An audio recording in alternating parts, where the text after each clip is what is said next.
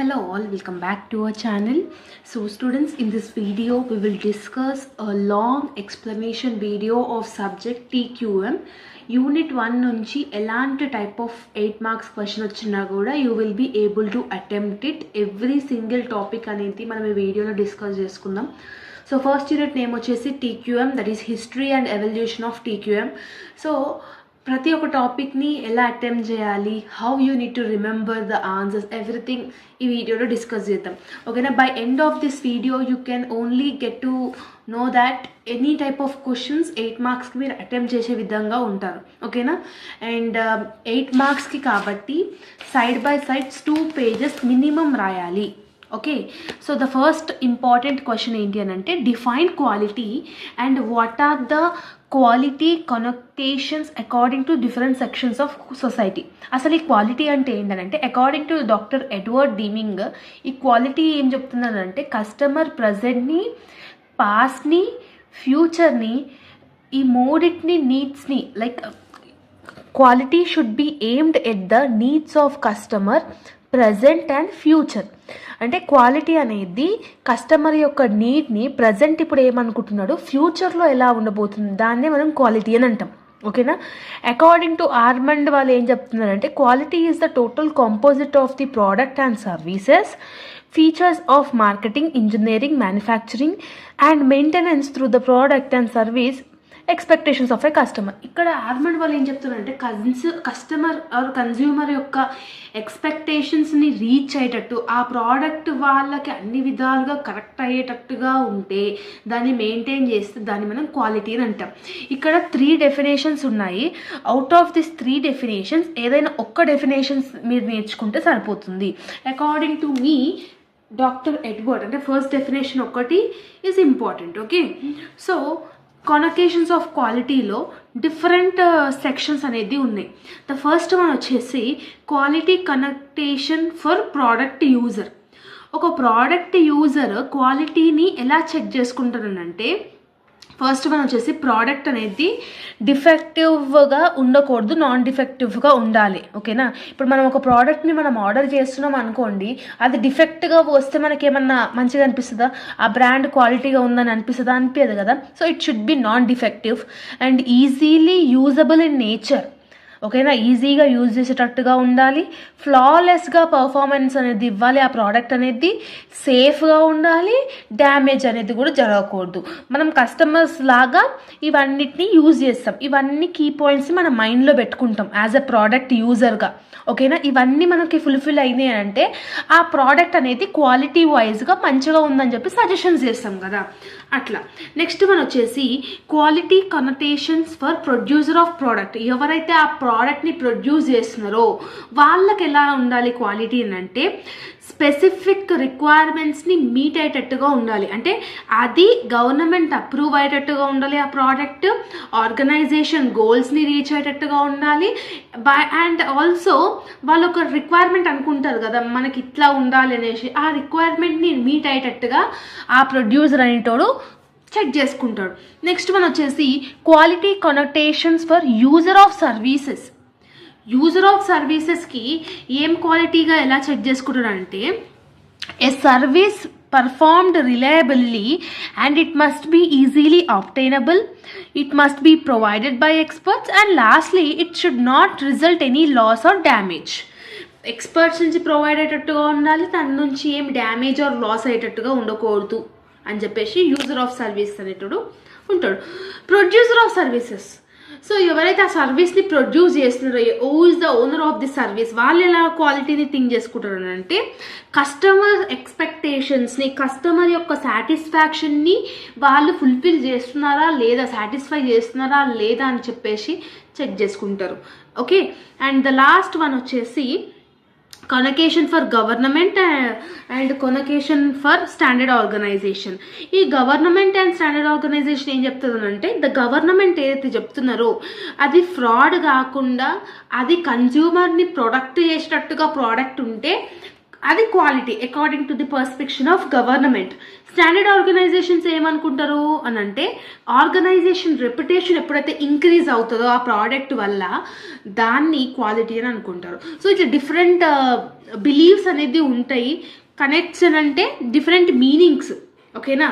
So దాని గురించి ఈ ఆన్సర్ అనమాట. ఇట్ ఈస్ ఈజీ, ఓన్గా కూడా రాసేయచ్చు, జస్ట్ హై రైటింగ్స్ ఒకటి గుర్తుపెట్టుకుంటే. ఓకే, సెకండ్ క్వశ్చన్ వచ్చేసి define quality and dimensions for product అని అంటున్నాడు. క్వాలిటీ అంటే మనం ఫస్ట్ ఆన్సర్లో ఆల్రెడీ నేర్చుకున్నాం.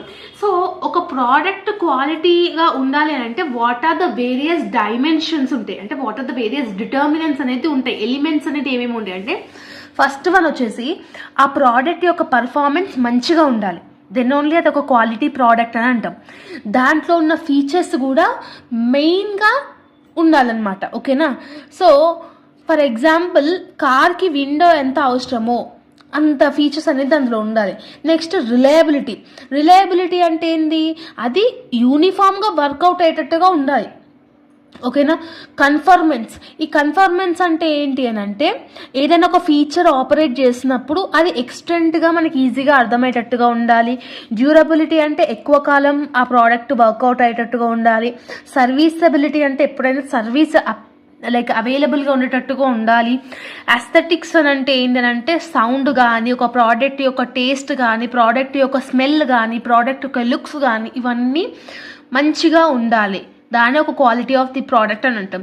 నెక్స్ట్ వన్ వచ్చేసి ప్రిసీవ్డ్ క్వాలిటీ అని అంటే ఏంటంటే అదర్ ప్రోడక్ట్ బ్రాండ్స్తోని కంపేర్ చేసుకుంటే మన యొక్క ప్రోడక్ట్ అనేది మంచిగా ఉండాలన్నమాట. దట్ ఈస్ కాల్డ్ ప్రిసీవ్డ్ క్వాలిటీ అని అంటాం. అంటే ఇప్పుడు ఒక బ్రాండ్లో ఇప్పుడు ఒక షర్ట్ ఉంది, ఆ షర్ట్ అనేది డిఫరెంట్ బ్రాండ్స్ వాళ్ళ షర్ట్ని మ్యానుఫ్యాక్చరింగ్ చేశారు, కానీ మనం మ్యానుఫ్యాక్చరింగ్ చేసిందే ఎందుకు మంచిగా క్వాలిటీగా ఉందనేది చూసుకోవాలి. దాన్ని మనం ప్రిసీవ్డ్ క్వాలిటీ అని అంటాం. ఇది ఒక ఆన్సర్.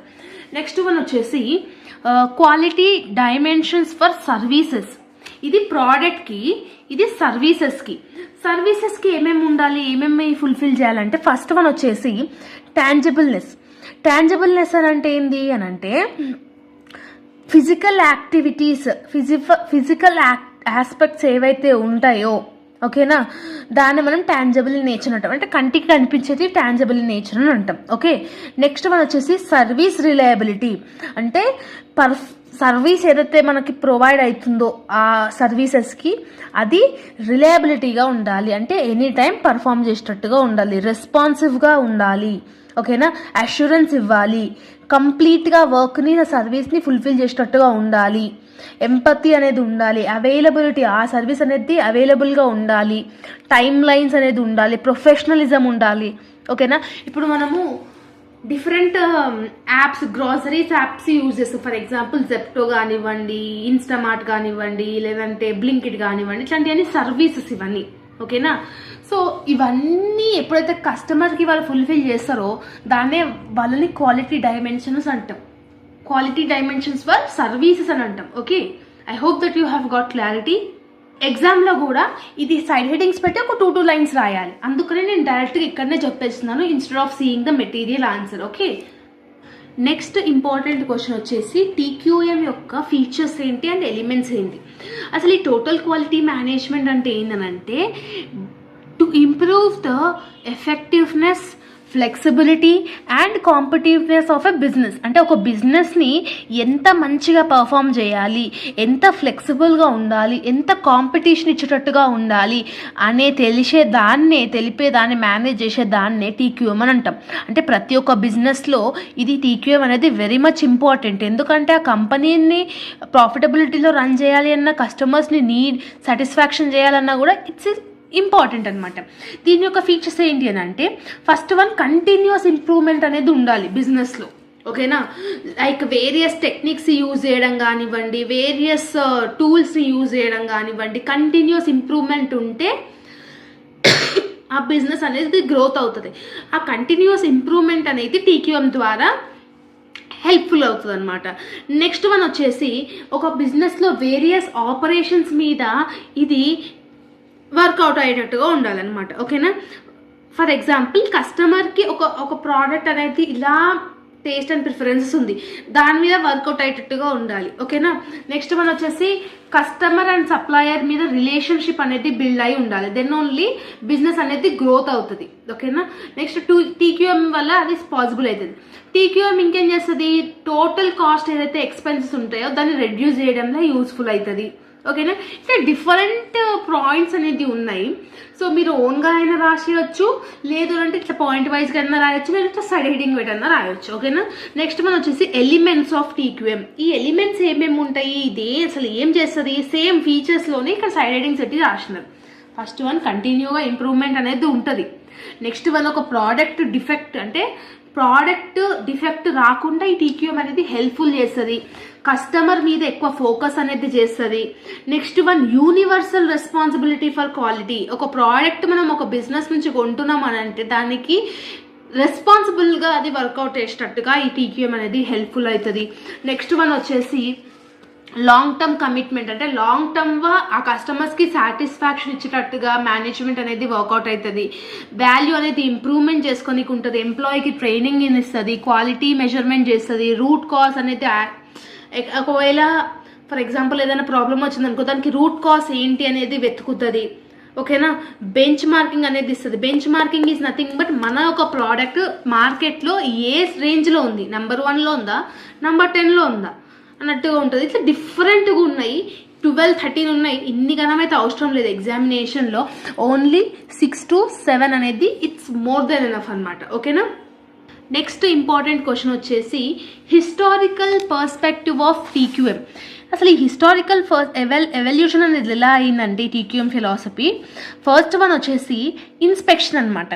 ఇన్స్పెక్షన్ అంటే ఏంటి అంటే in early days of manufacturing, అంటే మ్యానుఫ్యాక్చరింగ్లో ఎర్లీ డేస్ అన్నప్పుడు ఫస్ట్ వన్ ఏంటి అని అంటే యాక్సెప్ట్ అవుతుందా ప్రోడక్ట్, రిజెక్ట్ అవుతుందా అనేది ముందుగానే మనం చెక్ చేసుకుంటాం. అవునా.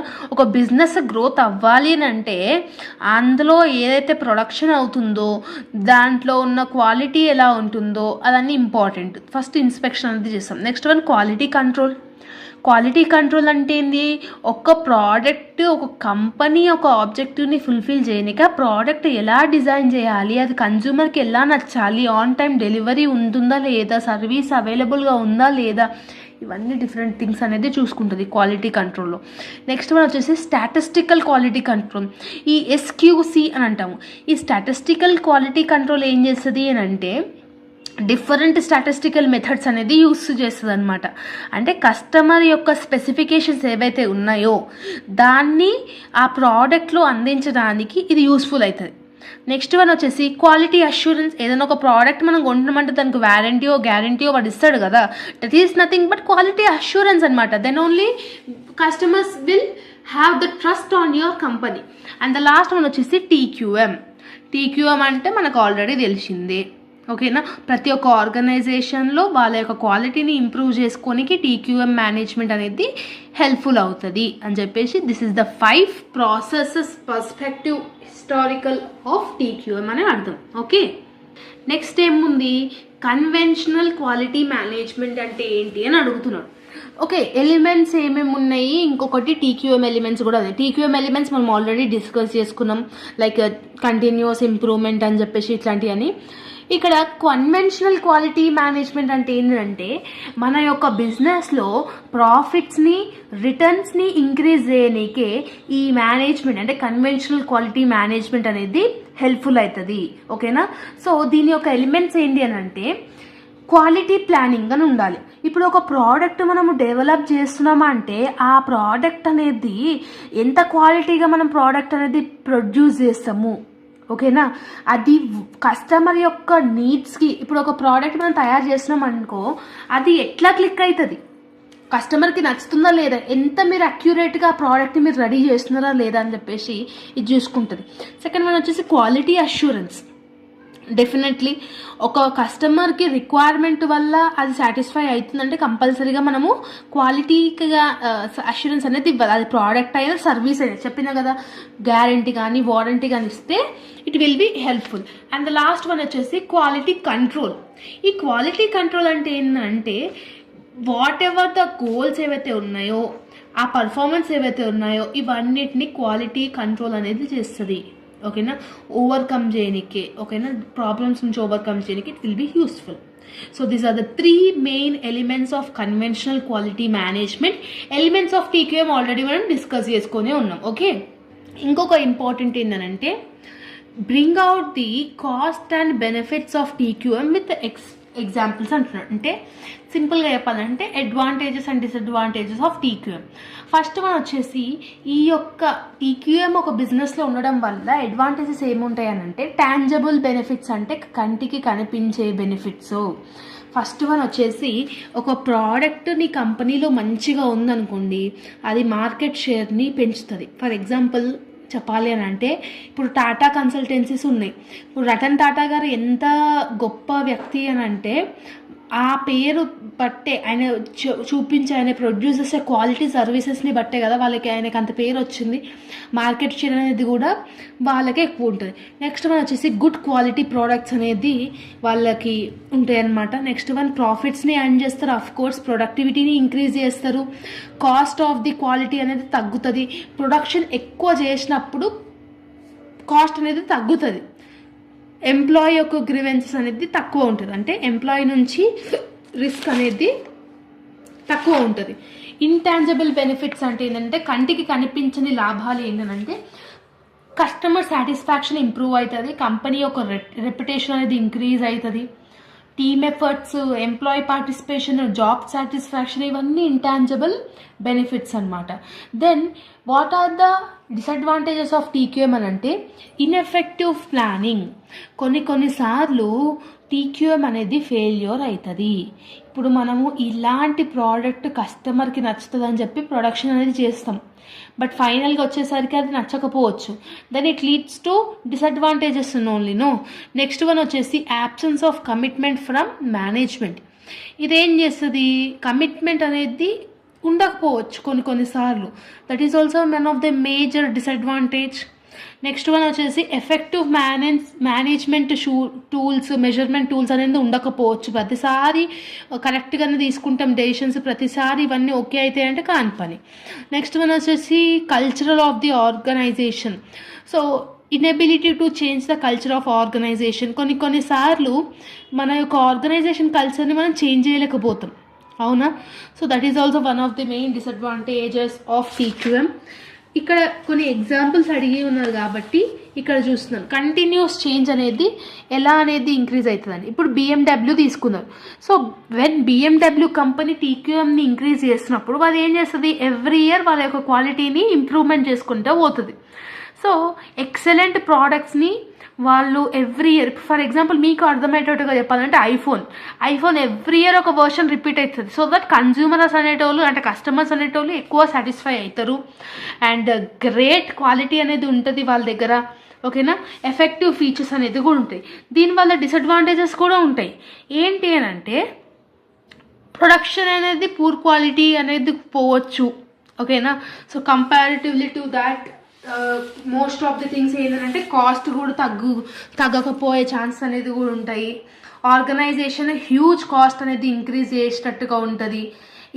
ట్రైనింగ్ కానీ, ట్రైనింగ్లో ఇన్వెస్ట్మెంట్స్ కానీ, ఇంకా ఏదైనా దాని గురించి కానీ it will be difficult to understand it. So this is the important question. Okay, so that's it. This is about the unit 1 explanation of TQM. Hope you got understand. If you having any further doubts, let me know in the comment section. So ilanti explanation question nunchi compulsory oka question anedi 8 marks lo vache chance anedi undi, okay na. All the very best for your examination and preparation. See you all in the next video. Bye bye everyone.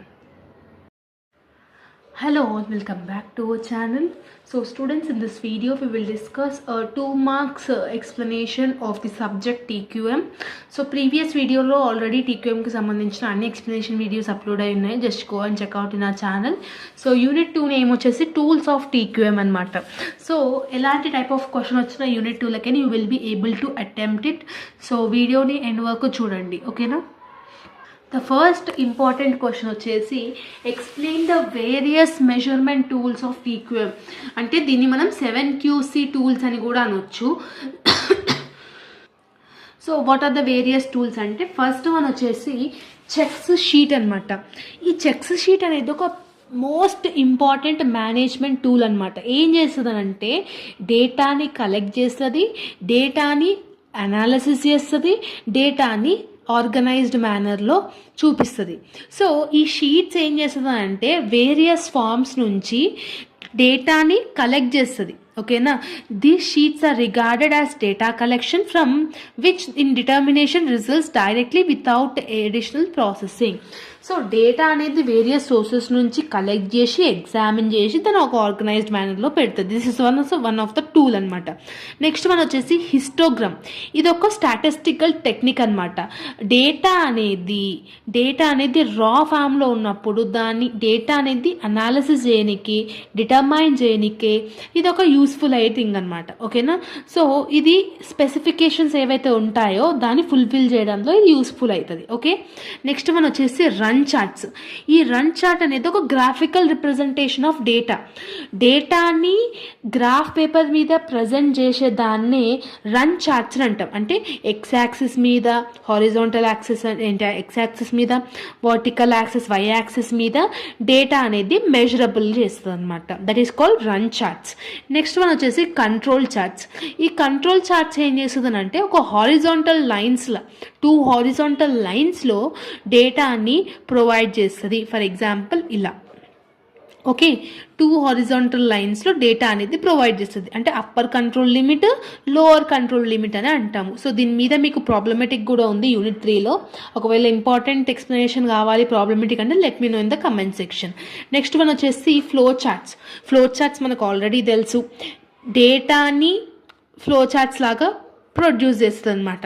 ఇది ఒక one of the quality control tool అనమాట. So pictorial రిప్రజెంటేషన్లో డేటాని కొన్ని steps use చేసి represent చేసే దాన్ని flow charts అని అంటాం. స్కాటర్ డయాగ్రామ్ అంటే ఏంది? ఇది also known as scatter process అనమాట. అంటే రిలేషన్షిప్ని 2 ప్రాసెసెస్ యొక్క రిలేషన్షిప్ని డిటర్మైన్ చేస్తూ చెప్పేదాన్ని స్కాటర్ డయాగ్రామ్స్ అంటాము. Next Pareto analysis. ఈ ప్యారెటో అనాలిసిస్ ఏం చేసేది అంటే most essential items from less quality which works on the Pareto principle. So ఇది also known as Pareto charts, Pareto diagrams అని కూడా అనవచ్చు. ఇది ఒక స్టాటిస్టికల్ ఇన్వెస్టిగేషన్ అనమాట. ఇది ఏం చేస్తుంది అంటే ప్రిన్సిపల్స్ని వాడి లార్జర్ నెంబర్ ఆఫ్ ఐటమ్స్ అనేది స్టోర్ చేసే కెపాసిటీ అనేది దీంట్లో ఉంటుంది. నెక్స్ట్ 8th వన్ వచ్చేసి cause and effective analysis.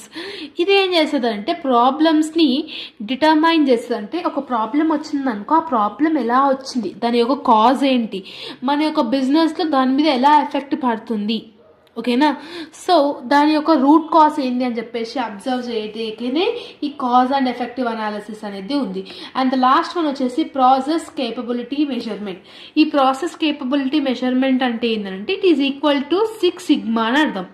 So if the process is controlling like various స్పెసిఫికేషన్స్ని ఒకదాని మీద డిపెండ్ అయి ఉంటే దాన్ని మనం ప్రాసెస్ కేపబిలిటీ మెజర్మెంట్స్ అని అంటాం. Okay, so this are the 9 tools for improving your process అనమాట. సో 9కి ఒక హార్డ్లీ ఎగ్జామినేషన్లో 6 to 7 is more than enough. Okay, next important question ఏంటంటే narrate of radar chart and PDCA cycle of TQM అంటున్నారు. So ఈ radar chart అంటే ఏంటి, దాని యొక్క స్టెప్స్ ఏంటి, PDCA అంటే ఏంటి, ఎవ్రీథింగ్ ఈ ఆన్సర్లో మనం డిస్కస్ చేయడం జరుగుతుంది. ఫస్ట్ వన్ వచ్చేసి రాడర్ చార్ట్. ఈ రాడర్ చార్ట్ అనేది polar graph which determines the gap in performance levels of key performance అనమాట. సో ఈ రాడర్ చార్ట్ని మనం పోలార్ గ్రాఫ్ అన్న అనొచ్చు, స్పైడర్ డయాగ్రామ్ అన్న అనొచ్చు. సో దీని ఏం చేస్తానంటే ఒక పర్ఫార్మెన్స్ ఇంకొక పర్ఫార్మెన్స్ మధ్య ఎంత గ్యాప్ ఉందో రిప్రజెంట్ చేసేదాన్నే రాడర్ చార్ట్ అని అంటాం. సో దీని యొక్క స్టెప్స్ ఏంటి అని అంటే ఫస్ట్ వన్ వచ్చేసి ఏవైతే కేటగిరీస్ ఉన్నాయో దాన్ని సెలెక్ట్ చేసుకుని డిఫైన్ చేసుకోవాలి. ఫర్ ఎగ్జాంపుల్ 10 to 20 కేటగిరీస్ అని అనుకోండి. ఓకే, సో పర్ఫార్మెన్స్ మెట్రిక్స్ అనేది క్వాలిటీలో క్వాంటిటీలో రెండిట్లో మెజరబుల్ లాగా ఉండాలి. ఓకేనా, it can be expressed in percentage and it can not later represented in numbers. అది ఎప్పుడైనా పర్సంటేజ్ లాగా రిప్రజెంట్ చేసి ఉండాలి, నెంబర్స్ లాగా రిప్రజెంట్ చేసి ఉండొద్దు అని చెప్పి స్టెప్స్ ఉన్నాయి. థర్డ్ స్టెప్ ఏంటి అంటే whatever the performance metrics ఉన్నాయో అది 1 to 5 గైడ్ లైన్స్లో ప్రకారంగానే మనం స్కేల్ అనేది చేయాలి. ఓకేనా. నెక్స్ట్ వన్ డ్రా చేయాలి, చార్ట్ని డ్రా చేయాలి, తర్వాత కనెక్టింగ్ చేయాలి ఆ పాయింట్స్ని, తర్వాత whatever the strength and weaknesses we are having you will get the results అనమాట. ఓకేనా. సో ఈ రాడర్ చార్ట్ వల్ల బెనిఫిట్స్ ఏంటి అని అంటే ఫస్ట్ వన్ వచ్చేసి టోటల్ స్కోర్ ఎంత ఉందని చెప్పి మనకు తెలిసి ఉంటుంది. నెక్స్ట్ వన్ పర్ఫార్మెన్స్ని క్యాలిక్యులేట్ చేసుకోవచ్చు మనము. నెక్స్ట్ వన్ వచ్చేసి ఆర్గనైజేషన్లో ఉన్న డ్రాబ్యాక్స్ ఏందో తెలుసుకోవచ్చు. ఇట్లా డిఫరెంట్ థింగ్స్ అనేది ఉన్నాయి. క్వాలిటీ ఇంప్రూవ్మెంట్ అనేది కూడా చేసుకోవచ్చు. These are all the advantages of radar chart అనమాట.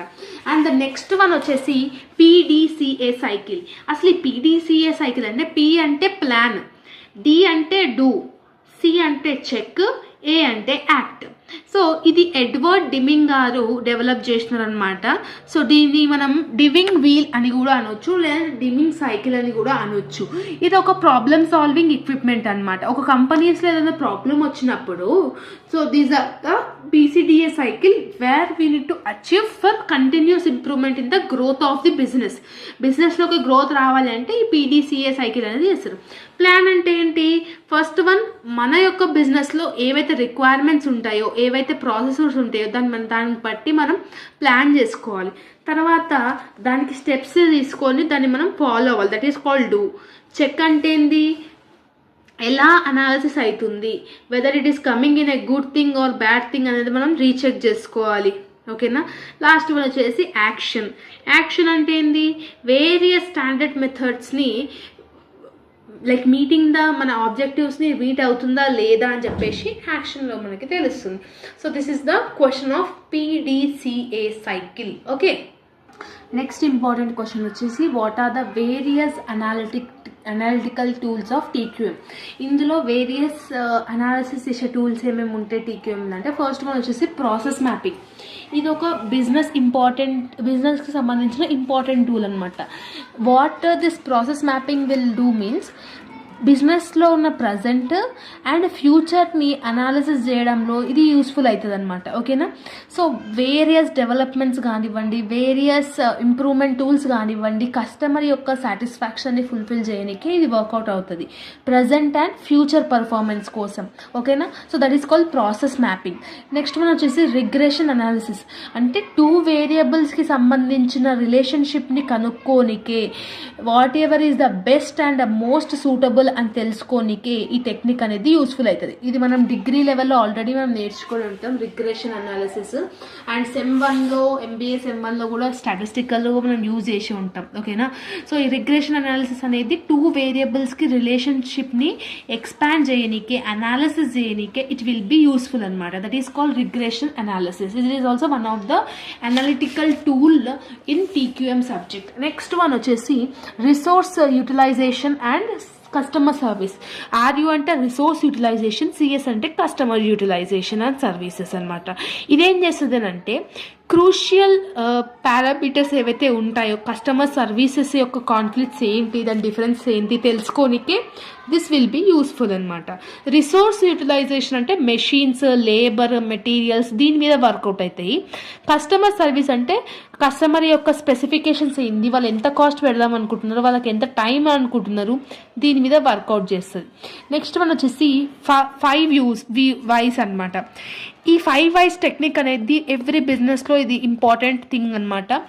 5 డిఫరెంట్ వైస్ అనేది ఉంటాయి ఎందుకు అని చెప్పేసి దానికి మనం సొల్యూషన్ కనుక్కుని ఉంటే కంపల్సరీగా బిజినెస్ అనేది ప్రాసెస్లో రన్ అవుతుంది ప్రాఫిటబిలిటీలో.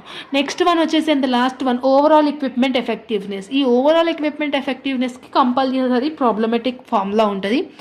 యాక్చువల్గా ఎంత అవుట్పుట్ ఉంది divided by specified output into 100 చేస్తే మనకి ఓవరాల్ ఎక్విప్మెంట్ ఎఫెక్టివ్నెస్ అనేది వస్తుంది అనమాట. That is the last analytical tool in TQM. And second next important question ఏంటి అని అంటే process mapping and regression analysis in TQMలో eventually like merits and demerits కానీ బ్రీఫ్గా అడిగినారు. It's not much important, just మీకు ఒక ఓవరాల్ కాన్సెప్ట్ అనేది ఒక ఐడియా ఉంటే it will be more than enough అనమాట. అండ్ నెక్స్ట్ ఇంపార్టెంట్ క్వశ్చన్ వచ్చేసి what are the 5 Whys technique అనమాట. అసలు ఈ 5 Whys టెక్నిక్ అనేది ఏంటి? ఈ 5 Why టెక్నిక్స్ అనేది 5 క్వశ్చన్స్కి హెల్ప్ఫుల్, అంటే ఆస్కింగ్ 5 క్వశ్చన్స్ ఇంటరప్టివ్లీ. సో ఈ టెక్నిక్ యూజ్ చేయడం వల్ల ఒక ప్రాబ్లం ఎక్కడి నుంచి స్టార్ట్ అయ్యింది, what is the root cause of that problem అనేది మనం తెలుసుకుంటాము. ఏంటా క్వశ్చన్స్ అని అంటే, ఫస్ట్ క్వశ్చన్ వచ్చేసి why are the deliveries delayed. ఒక ఆర్గనైజేషన్, మీరు ఒక బిజినెస్ రన్ చేస్తున్నారు అంటే దానికి మీరు ఫస్ట్ తెలుసుకోవాల్సింది డెలివరీ డిలే అయితే what is the reason for that, అదొకటి. సెకండ్ క్వశ్చన్ ఏంటంటే why were the trains not optimised, అంటే all the goods were loaded on the base of the size instead of delivery location. Delivery లొకేషన్తో కాకుండా వాళ్ళ సైజ్తోని చేస్తే దాన్ని మనం నాట్ ఆప్టిమైజ్డ్ అంటాం. Next one, why were the goods loaded by size ప్రకారంగా గూడ్స్ ఎందుకు లోడెడ్ చేస్తున్నాం అనేది దానికి ఒక క్వశ్చన్. ఫోర్త్ క్వశ్చన్ వచ్చేసి why are the large items give more priority, అంటే ఎక్కువ క్వాంటిటీలో పర్చేస్ చేసిన వాళ్ళకి ఎందుకు అంత ప్రయారిటీ ఇస్తున్నారు అని తెలుసుకోవాలి. నెక్స్ట్ వన్ వచ్చేసి why was the large items first principles followed, అంటే ఈవెన్ ఒక పర్సన్ వచ్చి ఒక ప్రోడక్ట్ కొంటున్నాడు కానీ ఫస్ట్ వచ్చి కొన్నాడు, సెకండ్ పర్సన్ వచ్చి ఒక ప్రోడక్ట్కి 10 products లాగా కొంటున్నప్పుడు సెకండ్ పర్సన్కి ఎందుకు మీరు ప్రయారిటీ ఇస్తున్నారు అనేది తెలుసుకోవాలి. So this is the 5 Whys in the TQM subject. That is also one of the major important thing అనమాట. ఓకే, ద నెక్స్ట్ ఇంపార్టెంట్ వచ్చేసి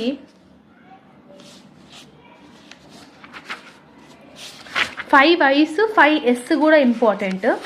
సో 5S అంటే ఏంటంటే థియరీ అని అంటాము. ఈ టెక్నిక్ అనేది ఒక ఆర్గనైజేషన్లో ఇంపార్టెంట్. ఇది ఒక జాపనీస్ టెక్నిక్. ఏం చేస్తుంది అంటే ఒక ఆర్గనైజేషన్ నీట్గా ఒక ఆర్గనైజేషన్ ఉందా లేదా, ఒక నీట్నెస్ అనేది మెయింటైన్ చేస్తున్నారా లేదా, క్లీనింగ్ అనేది ఉందా లేదా, నెక్స్ట్ వన్ స్టాండర్డైజేషన్ అంటే క్లీనింగ్ ద మెషిన్స్ కానివ్వండి ఇవన్నీ చేస్తున్నారా లేదా, next one and the last one వచ్చేసి డిసిప్లిన్. ఈ 5 ఉంటేనే మన యొక్క TQM అనే టూల్స్ అనేది వర్కౌట్ అవుతాయి, ఈ బిజినెస్ అనేది ప్రాఫిటబిలిటీతో రన్ అవుతుందని చెప్పేసి ఈజీగా రాయొచ్చు. ఇంకా మీరు ఎలాంటి టైప్ ఆఫ్ క్వశ్చన్స్ వచ్చినా యూనిట్ 2 నుంచి తిప్పి ఇవే అడుగుతారు, తిప్పి ఇవే మీరు రాయలేరు. రాడర్ చాట్ కానీ PDCA సైకిల్ కానివ్వండి, 5 Whys 5S, ఇంకా క్వాలిటీ గురించి కానీ క్వాలిటీ అష్యూరెన్స్ గురించి కానీ TQM యొక్క అనలిటికల్ టూల్స్ ఏంటి వీటి గురించే క్వశ్చన్స్ అనేది వస్తాయి. కాబట్టి hope you have got clarity about the unit 2 in TQM subject. If you having any further doubts, let me know in the comment section. All the very best for your examination and preparation. See you all in next video. Bye bye everyone. Hello all, welcome back to our channel. So students, in this video we will discuss unit 3 theory explanation of the subject TQM, techniques of TQM unit 3 name వచ్చేసి. So ఈ unit 3 అనేది కొంచెం lengthy chapter అని చెప్పొచ్చు, because ఇందులో theory ఎంత percent ఉందో problematic కూడా అంతే పర్సెంట్ ఉంది. సో కంపారిటివ్లీ రిమైనింగ్ చాప్టర్స్తో కంపేర్ చేసుకుంటే ఇందులో ప్రాబ్లమాటిక్స్తో పాటు థియరీ కూడా ఉంది. ఎగ్జామినేషన్లో 90% థియరీయే వస్తుంది, 10% ఒక ప్రాబ్లమాటిక్ ఒక థియరీ అడిగే ఛాన్స్ ఉంది. ఈవెన్ మనకి ఇంటర్నల్ ఆప్షన్ ఉంటుంది కాబట్టి ఒకవేళ మీకు ప్రాబ్లమాటిక్ ఎక్స్ప్లెనేషన్ కావాలంటే డెఫినెట్గా కమెంట్ సెక్షన్లో కమెంట్ చేయండి, డెఫినెట్గా అప్లోడ్ చేస్తాను. సో చూద్దాం ఎంతమందికి లైక్ ప్రాబ్లమాటిక్ ఎక్స్ప్లెనేషన్ కావాలి, ఓకేనా. సో ఈ వీడియోలో మాత్రం ఓన్లీ థియరీ మాత్రమే ఎక్స్ప్లెయిన్ చేయడం జరుగుతుంది of TQM subject in unit number 3. Okay, the first important question వచ్చేసి వేరియస్ క్వాంటిటేటివ్ టెక్నిక్స్ ఆఫ్ TQMని క్వాంటిటేటివ్గా ఎన్ని టెక్నిక్స్ ఉన్నాయి దాని గురించి డిస్కస్ చేయమని చెప్తున్నారు. సో ఏమేమి ఉన్నాయంటే టోటల్ 6 టైప్స్ ఉన్నాయి. జస్ట్ మీరు బ్రీఫ్గా చూసుకోండి, ఎప్పుడో 2012 2013లో అడిగారు. సో రిపీట్ అయ్యే ఛాన్సెస్ చాలా తక్కువ ఉన్నాయి, but it may be repeated also. So ఇందులో టోటల్ 6 మెథడ్స్ ఉన్నాయి, టెక్నిక్స్ ఉన్నాయి. ద ఫస్ట్ వన్ వచ్చేసి failure mode and effective analysis, second వచ్చేసి statistical process control, third one వచ్చేసి quality function deployment, fourth one వచ్చేసి design of experiments, fifth one వచ్చేసి quality by design, sixth వచ్చేసి Monte Carlo technique. So these are all 6 techniques అనమాట. ఈ ఒక్కొక్క technique గురించి ఈజీగా చెప్పేస్తాను. ఫస్ట్ టెక్నిక్ వచ్చేసి failure mode and effect analysis. ఏంటి అని అంటే ఇది ఒక డిటర్మైనింగ్ ప్రాసెస్ అనమాట. అంటే ఒక బిజినెస్లో ఫెయిల్యూర్స్ వచ్చే ఛాన్సెస్ ఎక్కడెక్కడ ఉన్నాయి, ఓకేనా, దానివల్ల ఎఫెక్ట్ అయ్యే డిపార్ట్మెంట్స్ ఏమేమి ఉన్నాయి అని తెలుసుకోనికే యూజ్ చేసే టెక్నికే ఈ ఫెయిల్యూర్ మోడ్ ఎఫెక్టివ్ అనాలిసిస్ అని అంటాము.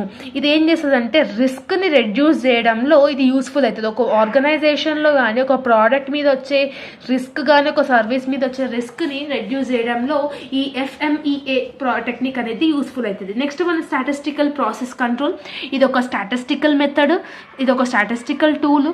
ఇది ఏం అంటే డిఫరెంట్ డేటా కలెక్షన్ని కలెక్ట్ చేసుకొని దాన్ని అనాలిసిస్ చేసి దాన్ని స్టోర్ చేసుకునే కెపాసిటీ అనేది ఈ స్టాటిస్టికల్ ప్రాసెస్ కంట్రోల్లో ఉంటుంది అనమాట. ఇది ఏం చేస్తుంది, కంపెనీ యొక్క ఇంప్రూవ్మెంట్ అనేది కంట్రోల్ అనేది ఇంక్రీజ్ చేయడంలో చూస్తుంది అనమాట. నెక్స్ట్ మనం వచ్చేసి QFD, that is quality function deployment. ఇది ఒక ప్లానింగ్ టూల్ అనమాట. ఇది ఏం చేస్తుంది, కస్టమర్ యొక్క ఎక్స్పెక్టేషన్స్ని రీచ్ అవ్వడానికి, కస్టమర్ యొక్క ఎక్స్పెక్టేషన్ని సాటిస్ఫై చేయడానికే వర్కౌట్ అవుతుంది. ఇది ఒక one of the technique. Fourth one వచ్చేసి డిజైన్ ఆఫ్ ఎక్స్పెరిమెంట్స్, DOE అని అంటాము.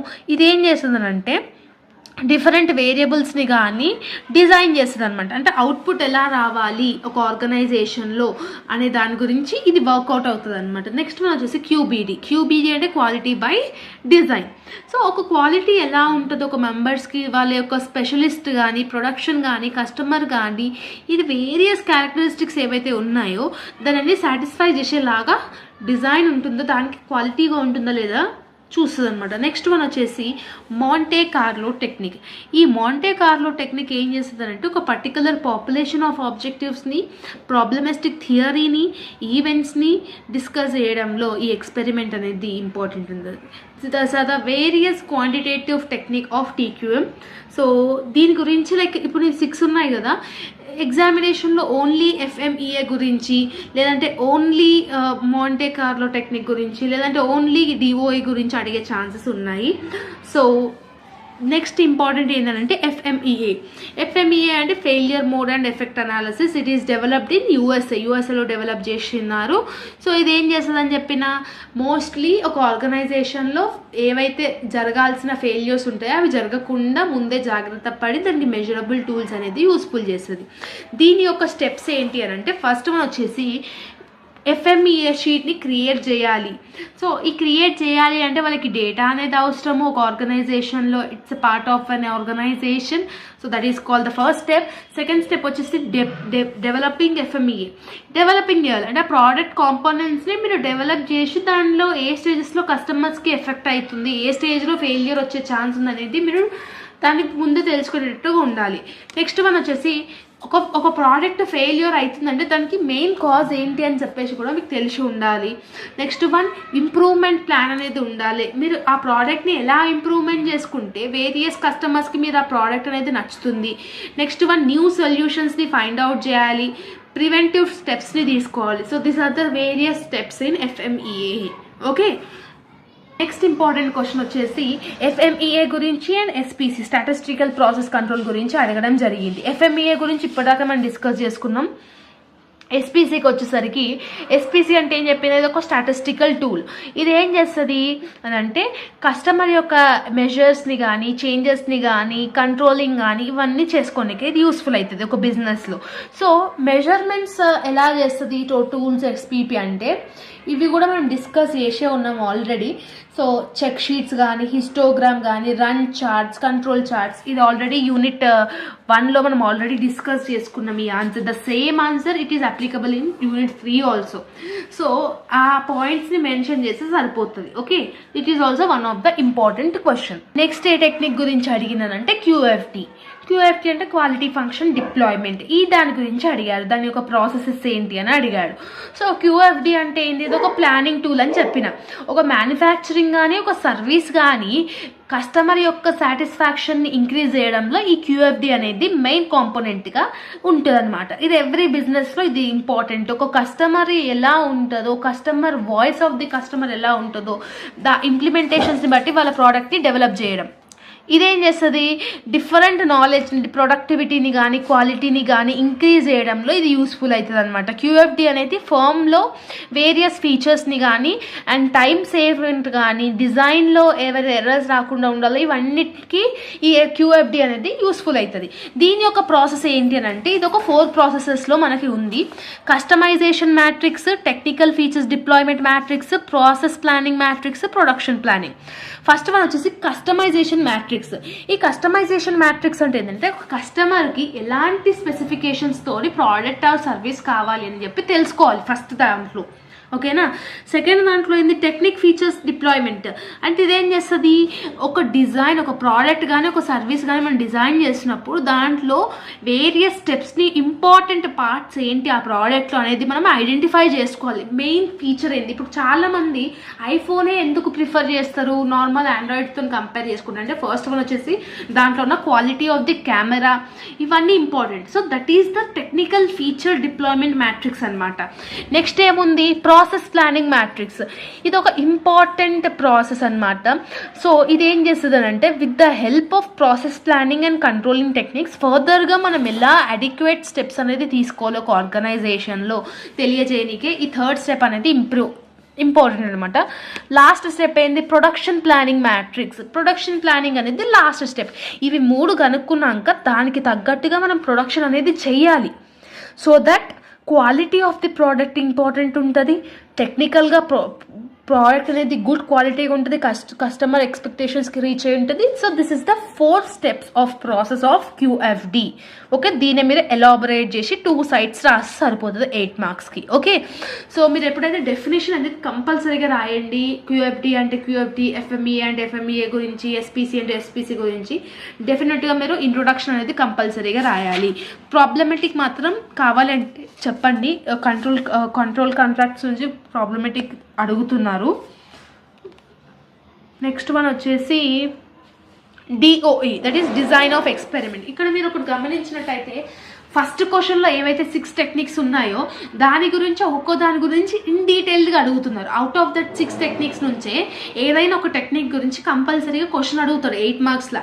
అది ఎఫ్ఎంఈఏ గురించి అన్నా కావచ్చు, క్యూఎఫ్డి గురించి అన్నా కావచ్చు, డిఓఈ గురించి అన్నా కావచ్చు. డిజైన్ ఆఫ్ ఎక్స్పెరిమెంట్ అంటే ఏం చెప్పినా ఇది పారామీటర్స్ని వేరియస్ వేరియబుల్స్ని కంట్రోల్ చేయడానికి డిజైన్ ఆఫ్ ఎక్స్పెరిమెంట్ అనేది యూస్ఫుల్ అవుతుంది.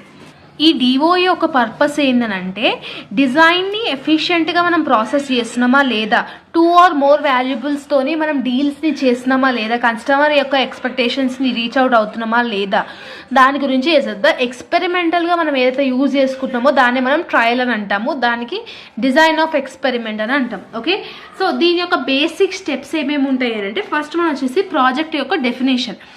With the help of project definition report వల్ల తెలిస్తేనే ఇంపార్టెంట్ ఎలిమెంట్స్ అనేది మనం చేసుకోవచ్చు. ఆ రిపోర్ట్లో పర్పస్ ఏంటి, స్కోప్ ఏంటి, ఆబ్జెక్టివ్స్ ఏంటి, రిలవెంట్ స్టాటిస్టికల్ డేటా ఏదైతుందో అన్ని మనం సెక్యూర్ చేసుకొని ఆ ప్రాజెక్ట్ డెఫినేషన్ రిపోర్ట్ అనేది క్రియేట్ చేసుకోవాలి. సెకండ్ స్టెప్లో క్రియేటింగ్ అండ్ ఐపీఓ డయాగ్రామ్. ఈ ఐపీఓ డయాగ్రామ్ అంటే ఏంటంటే ఇన్పుట్, ప్రాసెస్ అండ్ అవుట్పుట్ అనమాట. ఈ డయాగ్రామ్ ఎలా యూస్ఫుల్ అవుతుందంటే వేరియస్ సెగ్మెంట్స్ని, వేరియస్ ప్రాసెసెస్ యొక్క నీడ్స్ని ఇది ఫుల్ఫిల్ చేస్తుంది అనమాట. సో ఇది ఏం చేస్తుంది, ఇండివిజువల్ ఏదైతే నాలెడ్జ్ ఉందో అంటే ఆ డిజైన్ ఏదైతే చేస్తున్నామో ఇన్పుట్ అయిన కానీ ప్రాసెస్ కానీ అండ్ అవుట్పుట్ కానీ it will create a diagram related to this. ఇది one of the second step in the DOE అనమాట. థర్డ్ వన్ వచ్చేసి choosing the factors to be optimized. So experimental process lo whatever is the critical factors we are having in the experiment thing, that we need to finalize the optimization, like priority wise ga it should be get optimized anamata. And fourth one vachesi design the orthology array. ఈ design the arthrology అరేలో ఏముంటుంది అంటే number of factors కానీ member of demands కానివ్వండి ఇవన్నీ realise అవుతాయి అనమాట. ఇది one of the major step అనమాట. ఇట్స్ నాట్ ఆర్డర్ వైజ్గా రాయాల్సిన అవసరం అయితే లేదు, స్టెప్స్ అనమాట. ఓకే, జస్ట్ మీరు సైడ్ హెడ్డింగ్స్ లాగా గుర్తుపెట్టుకొని ఎంత అర్థమైతే అంత మీరు ఫుల్ఫిల్ చేయడానికి రాయండి ఆన్సర్స్ ఎగ్జామినేషన్లో. నెక్స్ట్ వన్ వచ్చేసి levels of controlling factors, performing the experiment, examining the data and verifying the results. The various segments whatever we are using in the business organization to develop a product. ఆ ప్రోడక్ట్ని develop చేయడానికి various different output techniques ఏమేమి ఉంటాయి, so that customer యొక్క satisfaction ఏ రేంజ్లో మనము increase చేసుకోవచ్చు అని చెప్పడానికి this is the major steps of the DOE అనమాట. ఓకే, సో డిఓఈ గురించి నాట్ మచ్ ఇంపార్టెంట్, ఎస్పీఓ గురించి ఎఫ్ఎంఈఏ గురించి బాగా నేర్చుకోనికి ట్రై చేయండి. నెక్స్ట్ ఇంపార్టెంట్ వచ్చేసి what are the steps involved in benchmarking. So steps ఏమేమి ఇన్వాల్వ్ అయినాయి బెంచ్ మార్కింగ్లో అంటే, ఫస్ట్ వన్ వచ్చేసి మీకు determining what to benchmark. Next one what to measure అనేది అనాలిసిస్ చేసుకోవాలి, ఐడెంటిఫై చేయాలి, డేటా అనేది కలెక్ట్ చేయాలి, డిటర్మినేషన్ గ్యాప్ ఏముందంటే పర్ఫార్మెన్స్ గ్యాప్ ఎంత ఉందో అది కనుక్కోవాలి, గోల్ సెట్టింగ్ అనేది ఉండాలి, తర్వాత కంట్రోలింగ్ ద ప్రాసెసెస్. మొత్తం అంతా ఎక్స్పాండ్ అయినాక దాన్ని మానిటర్ చేయాలి. ఓకేనా, how it is going to work out అనేసి. So these are the steps of the benchmarking అనమాట. ఒక్కొక్క దాని గురించి డీటెయిల్గా డిస్కస్ చేసుకుందాం. ఫస్ట్ వన్ వచ్చేసి determining what is benchmark కదా. సో బెంచ్ మార్క్ ఆబ్జెక్టివ్స్ ఏంటి, దాని యొక్క డిజైన్లో టీమ్ మెంబర్స్ ఎంతమంది ఉండాలి, దాని యొక్క స్కోప్ ఏంటి, దాని యొక్క లిమిట్స్ ఏంటి, ఇవన్నీ మనకు తెలిసి ఉండాలి. ఓకే, నెక్స్ట్ వచ్చేసి అనలైజింగ్ వాట్ టు మెజర్. ఈ అనలైజింగ్ వాట్ టు మెజర్ అనేది మనం ఏ స్టెప్స్లో, ఏ ఫ్లో చార్ట్స్లో, ఏ డేటా డయాగ్రామ్ అనేది మనం తీసుకోవాలని చెప్పేసి మనం అనాలిసిస్ చేయాలి. Next one identifying who to bench mark అని చెప్పేసి డేటా కలెక్ట్ చేయాలి, తర్వాత ఎగ్జామిన్ చేయాలి, తర్వాత ఒక గోల్ అనేది సెట్ చేసుకోవాలి. ఇవన్నీ ప్రాసెస్ అయినాక లాస్ట్కి దాన్ని మనం ఇంప్లిమెంట్ అనేది చేయాలి. ఇవన్నీ ఇంప్లిమెంట్ చేసినాక వచ్చేదాన్ని స్టెప్స్ టు బెంచ్ మార్కింగ్ అని అంటాం. ఓకే, ఈ ఆర్డర్ వైజ్గా గుర్తుపెట్టుకుంటే ఎగ్జామినేషన్లో మీకు కూడా ఈజీగా ఉంటుంది. Okay, and the last important question of unit 3 is what is Taguchi method, explain it. Okay, so ఇది చాలాసార్లు రిపీట్ అయింది కాబట్టి చెప్తున్నాను. 3 మెథడ్స్ ఆఫ్ టాగుచి ఏంటి అనేది చూద్దాం. ఫస్ట్ టాగుచి మెథడ్ అనేది ఒక జాపనీస్ మెథడ్ అనమాట. ఇది ఒక సిస్టమాటికల్ ప్లాన్డ్ ఎక్స్పెరిమెంట్ అనమాట. సో ఒక పారామీటర్ని డిజైన్ చేసి, ఓకేనా, దాన్ని డిఓఈ అంటాము. ఇది ఒక ఇంపార్టెంట్ టూల్. ఏం చేస్తుందంటే ప్రొడక్టివిటీని ఇంక్రీజ్ చేసి క్వాలిటీని ఇంక్రీజ్ చేయడంలో ఇది యూస్ఫుల్ అవుతుంది. ఈ టాగుచి మెథడ్ అనేది ప్రోడక్ట్ అండ్ ప్రాసెసెస్ని ఒక బెస్ట్ వేలో పాసిబిలిటీలో ప్రొసెస్ చేయడానికే ఇది యూస్ఫుల్ అవుతుంది అనమాట. It will have the various controlling methods to eliminate the various source of production during the transformation. So variations ఏవైతే మనకి ఉంటాయో ఒక ప్రోడక్ట్ తయారు చేయడంలో, అవన్నిట్లో రిమూవ్ చేయడానికి టాగుచి మెథడ్ అనేది ఉంటుంది. మెథడ్స్ ఆఫ్ టాగుచిలో మొత్తం 3 మెథడ్స్. లైక్ ఫస్ట్ పాయింట్ వచ్చేసి క్వాలిటీ లాస్ ఫంక్షన్ అని ఉంది. ఈ క్వాలిటీ లాస్ ఫంక్షన్ అంటే ఏంటంటే ఇది ఒక డెవలప్మెంట్, ప్రోడక్ట్ యొక్క డెవలప్మెంట్ అనమాట. ఓకేనా, సో ఇదేం చేస్తుంది, ఎక్స్ట్రా కాస్ట్ని కానీ ఎక్స్ట్రా యొక్క ఫీచర్స్ని కానీ క్వాలిటీని టార్గెట్ చేసుకుంటూ ఇది ఉంటుంది అనమాట. లైక్ సోషల్ లాస్ కానీ ప్రొడ్యూసర్స్ యొక్క లాస్ కానీ ఇవన్నీ రాకుండా డెవలప్మెంట్ కోసం ఇది యూస్ఫుల్ అవుతుంది ఈ మెథడ్ అనేది. So if the value of social loss is small, the more attractive and more possible way lo ఇది యూస్ఫుల్ అవుతుంది అనమాట. నెక్స్ట్ వన్ వచ్చేసి ఆర్థోగోనల్ అరేస్. ఈ ఆర్థోగోనల్ అరేస్ అంటే ఇది ఒక సింపుల్ మెథడ్ అనమాట. ఓకేనా, ఇదేం చేస్తుంది అని అంటే ఎసెన్షియల్ ఇన్ఫర్మేషన్ని లో కాస్ట్లో ఆప్టైన్ చేస్తుంది అనమాట. ఓకేనా, సో వేరియస్ ఫ్యాక్టర్స్ మీద దాని మీద వర్కౌట్ చేసి ఉంటుంది. నెక్స్ట్ వన్ వచ్చేసి సిగ్నల్ టు నాయిస్ రేషియో. ఈ signal to noise ratio is one of the method of Taguchi అనమాట. ఇదేం చేస్తుంది అంటే మీన్ని కానీ స్టాండర్డ్ డీవియేషన్ని కానీ మెజర్ చేయడంలో దానికి ఒక ఫార్ములా ఉంటుంది. S/N ratio is equal to 10log10 A²/B². Okay, so this is the formula of signal to noise ratio. Next one వచ్చేసి క్వాలిటీ రోబస్ట్నెస్. ఇదేం చేస్తుంది అంటే 3 డిజైన్స్ కాంపోనెంట్స్ని ఫాలో అవుతుంది. ఫస్ట్ వన్ వచ్చి system design. Traditional research and development ఎలాంటి system design అనేది ఉండాలి. Next one parameters ఎలా ఉండాలి. Next one tolerance design. ఈ 3 దాని మీద వర్కౌట్ చేయడానికి ఇది యూస్ఫుల్ అవుతుంది. సో కొంచెం డిఫికల్ట్గా ఉంటుంది ఆన్సర్, బట్ కంపల్సరీగా ఇంపార్టెంట్. అండ్ వేరియస్ స్టెప్స్ కూడా అడగవచ్చు. డిఫైనింగ్ ద ప్రాబ్లమ్ కానివ్వండి. స్టెప్స్ ఆఫ్ టాగుచిలో ఫస్ట్ ప్రాబ్లమ్ని డిఫైన్ చేయాలి, ఆబ్జెక్టివ్స్ని సెట్ చేసుకోవాలి, బ్రెయిన్ స్ట్రోమింగ్ చేయాలి, ఎక్స్పెరిమెంట్ డిజైన్ ఒకటి చేసుకోవాలి, కండక్టింగ్ ద ఎక్స్పెరిమెంట్, అనాలిసిసింగ్, ఎక్స్పామింగ్, సేమ్ పాయింట్స్ మీరు ఇక్కడ వర్కౌట్ చేయొచ్చు. ఓకేనా, so this is the theory questions of unit 3. సో ఈ వీడియో ఎప్పటివరకు చూసినారైతే ఎలాంటి టైప్ ఆఫ్ క్వశ్చన్ వచ్చినా కూడా ఇవే రిపీట్ అయ్యే ఛాన్సెస్ అయితే ఉన్నాయి. కంపల్సరీ ఇవే రిపీట్ అయితే ఇక. ఓకేనా, సో ప్రాబ్లమేటిక్ కావాలంటే కంపల్సరీగా కామెంట్ సెక్షన్లో మెన్షన్ చేయండి. And all the very best for examination and preparation. See you all in next video. Bye everyone. Hello all, welcome back to our channel. So students, in this video we will discuss a unit 4 explanation of the subject total quality management, that is TQM. So unit 4 name వచ్చేసి 6 sigma and its implementation. So ఈ chapter అనేది కొంచెం ఈజీగా ఉంటుంది and తక్కువ topics ఉన్న chapter అనమాట. So 6 sigma and its implementations అనేది చాప్టర్ నేమ్. ఎలాంటి టైప్ ఆఫ్ క్వశ్చన్ వచ్చినా you will be able to attempt it by watching this video. Okay, so skip చేయకుండా వీడియోని ఫుల్గా చూడండి. ఓకే, నా the first important question is what is 6 sigma అంటే define 6 sigma and what are the reasons of 6 sigma implementation and what are the features అని ఈ క్వశ్చన్లో అడగడం జరిగింది. సో 6 sigma అంటే ఏంటి అని అంటే ఒక టాస్క్ని కానీ ఒక జాబ్ని కానీ కంప్లీట్గా కానీ లేదంటే హాఫ్ ఆఫ్ ది థింగ్ కానీ మీరు కాన్ఫిడెన్స్తోని కంప్లీట్ చేస్తే దాన్ని మనం 6 sigma అంటాం. ఇది ఒక స్టాటిస్టికల్ కంట్రోల్ లిమిట్ అనమాట. ఇది ఏం చేస్తుంది అంటే, ఫర్ ఎగ్జాంపుల్ మీరు నీకు ఒక టాస్క్ ఇచ్చిన, ఆ టాస్క్ 2 daysలో కంప్లీట్ చేయమని చెప్పిన. సో 100%లో మీరు 70% ఆఫ్ ది టాస్క్ మీరు కంప్లీట్ చేసినారు విత్ ఫుల్ కాన్ఫిడెన్స్ అనమాట. ఓకేనా, సో మీరు కంప్లీట్గానైనా టాస్క్ ఫినిష్ చేయడం అయినా లేదంటే సగం అయినా మీరు టాస్క్ ఫినిష్ చేసిన విత్ ఫుల్ కాన్ఫిడెన్స్ లెవెల్ తోనికి కంప్లీట్ చేసి దాన్ని మనం 6 sigma అంటాం. కాన్ఫిడెన్స్ లెవెల్స్ ఎంత అంటే 99.999.7% మీరు అంత కాన్ఫిడెంట్గా మీరు చేసిన వర్క్ 100% కరెక్ట్ అని ఫీల్ అయ్యేటట్టుగా చేయాలి. ఓకేనా, దట్ ఈస్ కాల్డ్ 6 sigma. దీని యొక్క ఫీచర్స్ ఏంటంటే, ఫస్ట్ వన్ వచ్చేసి క్వాలిటీ ఆఫ్ ది ప్రోడక్ట్స్ అనేది ఎన్ష్యూర్ అవుతుంది. ఓకేనా, నెక్స్ట్ వన్ వచ్చేసి ప్రోడక్ట్స్ అనేది డిఫెక్ట్ రాకుండా ఉంటుంది. కంటిన్యూస్ ఇంప్రూవ్మెంట్ అనేది మన బిజినెస్లో ఉంటుంది. రైట్ టైం రైట్ ప్లేస్లో రైట్ ఐటమ్ అనేది మనం చేయడం జరుగుతుంది. ఓకేనా, ఈ philosophy do it right the first time and every time, first time అయినా ఎవ్రీ టైం అయినా కరెక్ట్ థింగ్ అనేది మీరు చేయాలి. ఆ ఫిలాసఫీని 6 sigma అనేది ఫాలో అవుతుంది అనమాట. నెక్స్ట్ వన్ ప్రాబ్లమ్ని సాల్వ్ చేయడంలో యూస్ఫుల్ అవుతుంది. నెక్స్ట్ వన్ ప్రాబ్లం రాకుండా ఉంటుంది. ఇప్పుడు ఫర్ ఎగ్జాంపుల్ మీరు ఒక టాస్క్ ఇచ్చిన అనుకోండి, మీరు అది సగం సగం కంప్లీట్ చేస్తే ఏమవుతుంది, మళ్ళీ అది డబల్ పని చేయాల్సి వస్తుంది. బట్ చేయాల్సిన పనినే మీరు మెల్లగా చేసినా కూడా నీట్గా చేస్తే దాన్ని మనం 6 sigma అంటాం. ఓకేనా, ఈ ఇంప్లిమెంటేషన్ ఎందుకు, రీజన్స్ ఎందుకు, అసలు ఏమేమి రీజన్స్ అసలు ఇంప్లిమెంటేషన్ కంటే, ఫస్ట్ వన్ మనీ. ఓకేనా, సో 6 sigma అనేది one of the reason for the money. ఇదేం చేస్తుంది, టైంని వేస్ట్ చేయకుండా అదర్ రిసోర్సెస్ని వేస్ట్ చేయకుండా ఉంటుంది అనమాట. లైక్ వేస్టేజ్ అంటే scrap, the cost of the scrap కానివ్వండి, రీవర్క్ కానివ్వండి, అంటే మళ్ళీ చేయాల్సిన పని కానివ్వండి, డిలే ఇన్ డెలివరీ కానివ్వండి, కస్టమర్ డిస్సాటిస్ఫాక్షన్ని రాకుండా ఈ 6 sigma అనేది హెల్ప్ఫుల్ అవుతుంది. నెక్స్ట్ వన్ వచ్చేసి కస్టమర్ యొక్క సాటిస్ఫాక్షన్. డెఫినెట్లీ కస్టమర్ ఎలా అనుకుంటున్నారో వాళ్ళ ఎక్స్పెక్టేషన్స్ని సాటిస్ఫై చేసేలాగా ఉండడానికే ఇది యూస్ఫుల్ అవుతుంది ఈ 6 sigma అనేది. అందుకనే ఎవ్రీ ఆర్గనైజేషన్కి 6 sigma అనేది ఇంపార్టెంట్.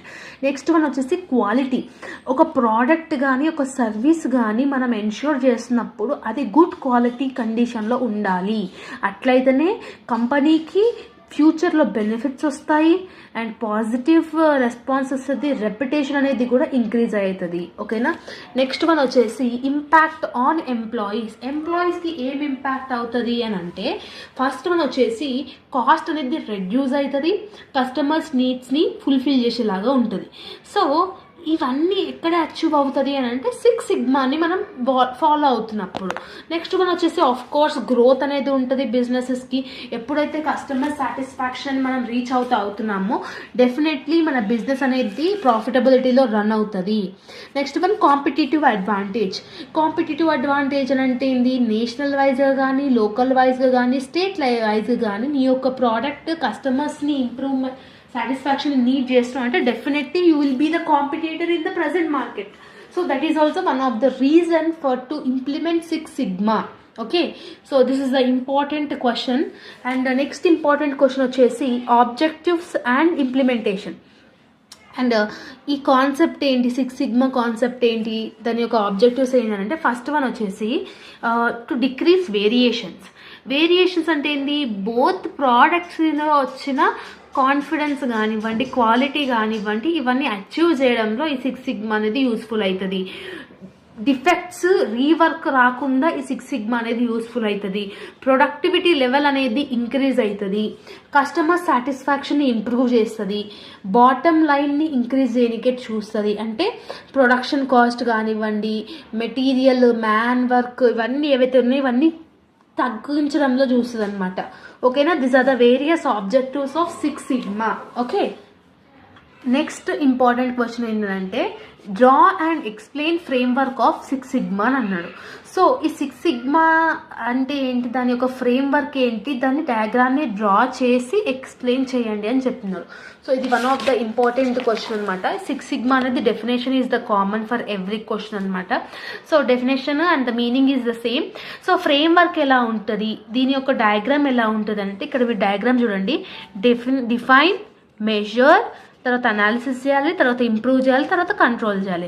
దీన్నే మనం 6 సిగ్మా ఫ్రేమ్వర్క్ అని అంటాం. ఓకేనా, సో దీని యొక్క ఫ్రేమ్వర్క్లో top management commitment, training, improvement methodology, measurement system, stakeholder involvement ఇవన్నీ ఇంక్లూడ్ అయ్యి ఉంటాయి ఫ్రేమ్వర్క్లో. సో టాప్ మేనేజ్మెంట్ కమిట్మెంట్, ఈ టాప్ మేనేజ్మెంట్ కమిట్మెంట్ అంటే ఏంటి అని అంటే ప్రాక్టికల్గా కానీ 6 సిగ్మా కాన్సెప్ట్ని ఇది ఎంకరేజ్ చేసేటట్టుగా ఉంటుంది. It plays a vital role in the project sponsors.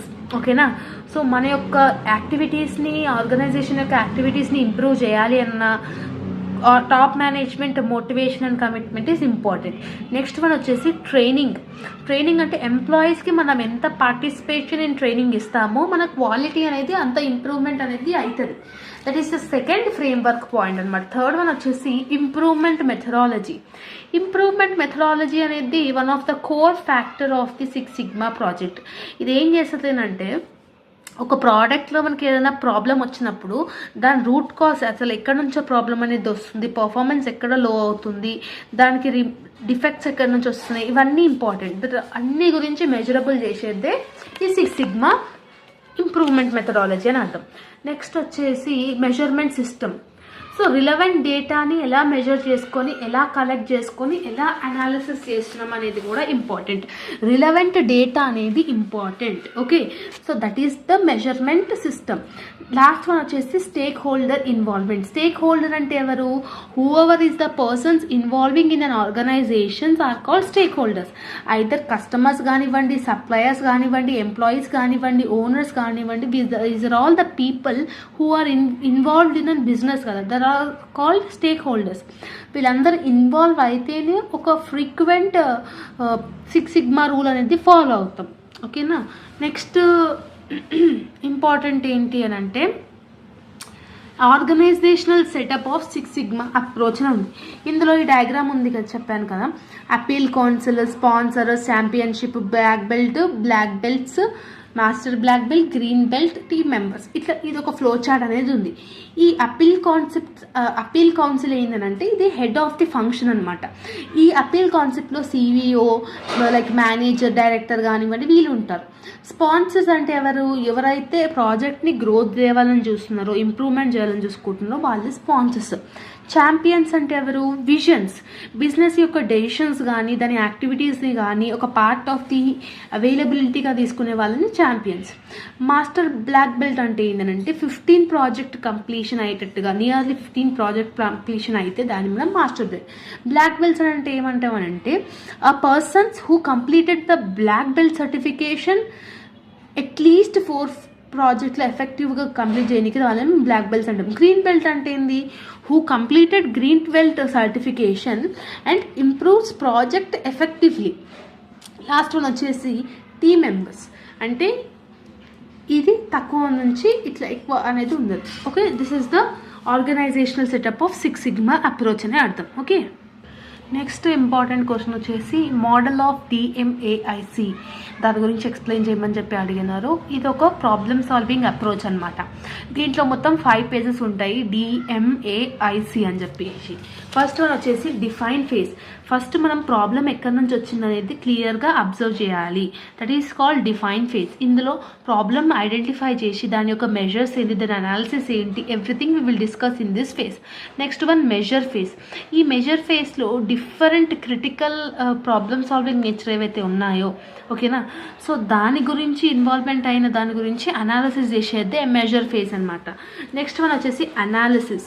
అంటే అనాలిసిస్ అంటే ఏం చేస్తుంది, వేరియస్ స్టాటిస్టికల్ టెస్ట్ కానీ హైపోథెటికల్ టెస్ట్ కానీ ఇవన్నీ క్రిటికల్ టెస్ట్లు కానీ చూసుకొని అవుట్కమ్ ఎలా వస్తుంది, ఓకేనా, దాని గురించి ఫాలో అవుతుంది.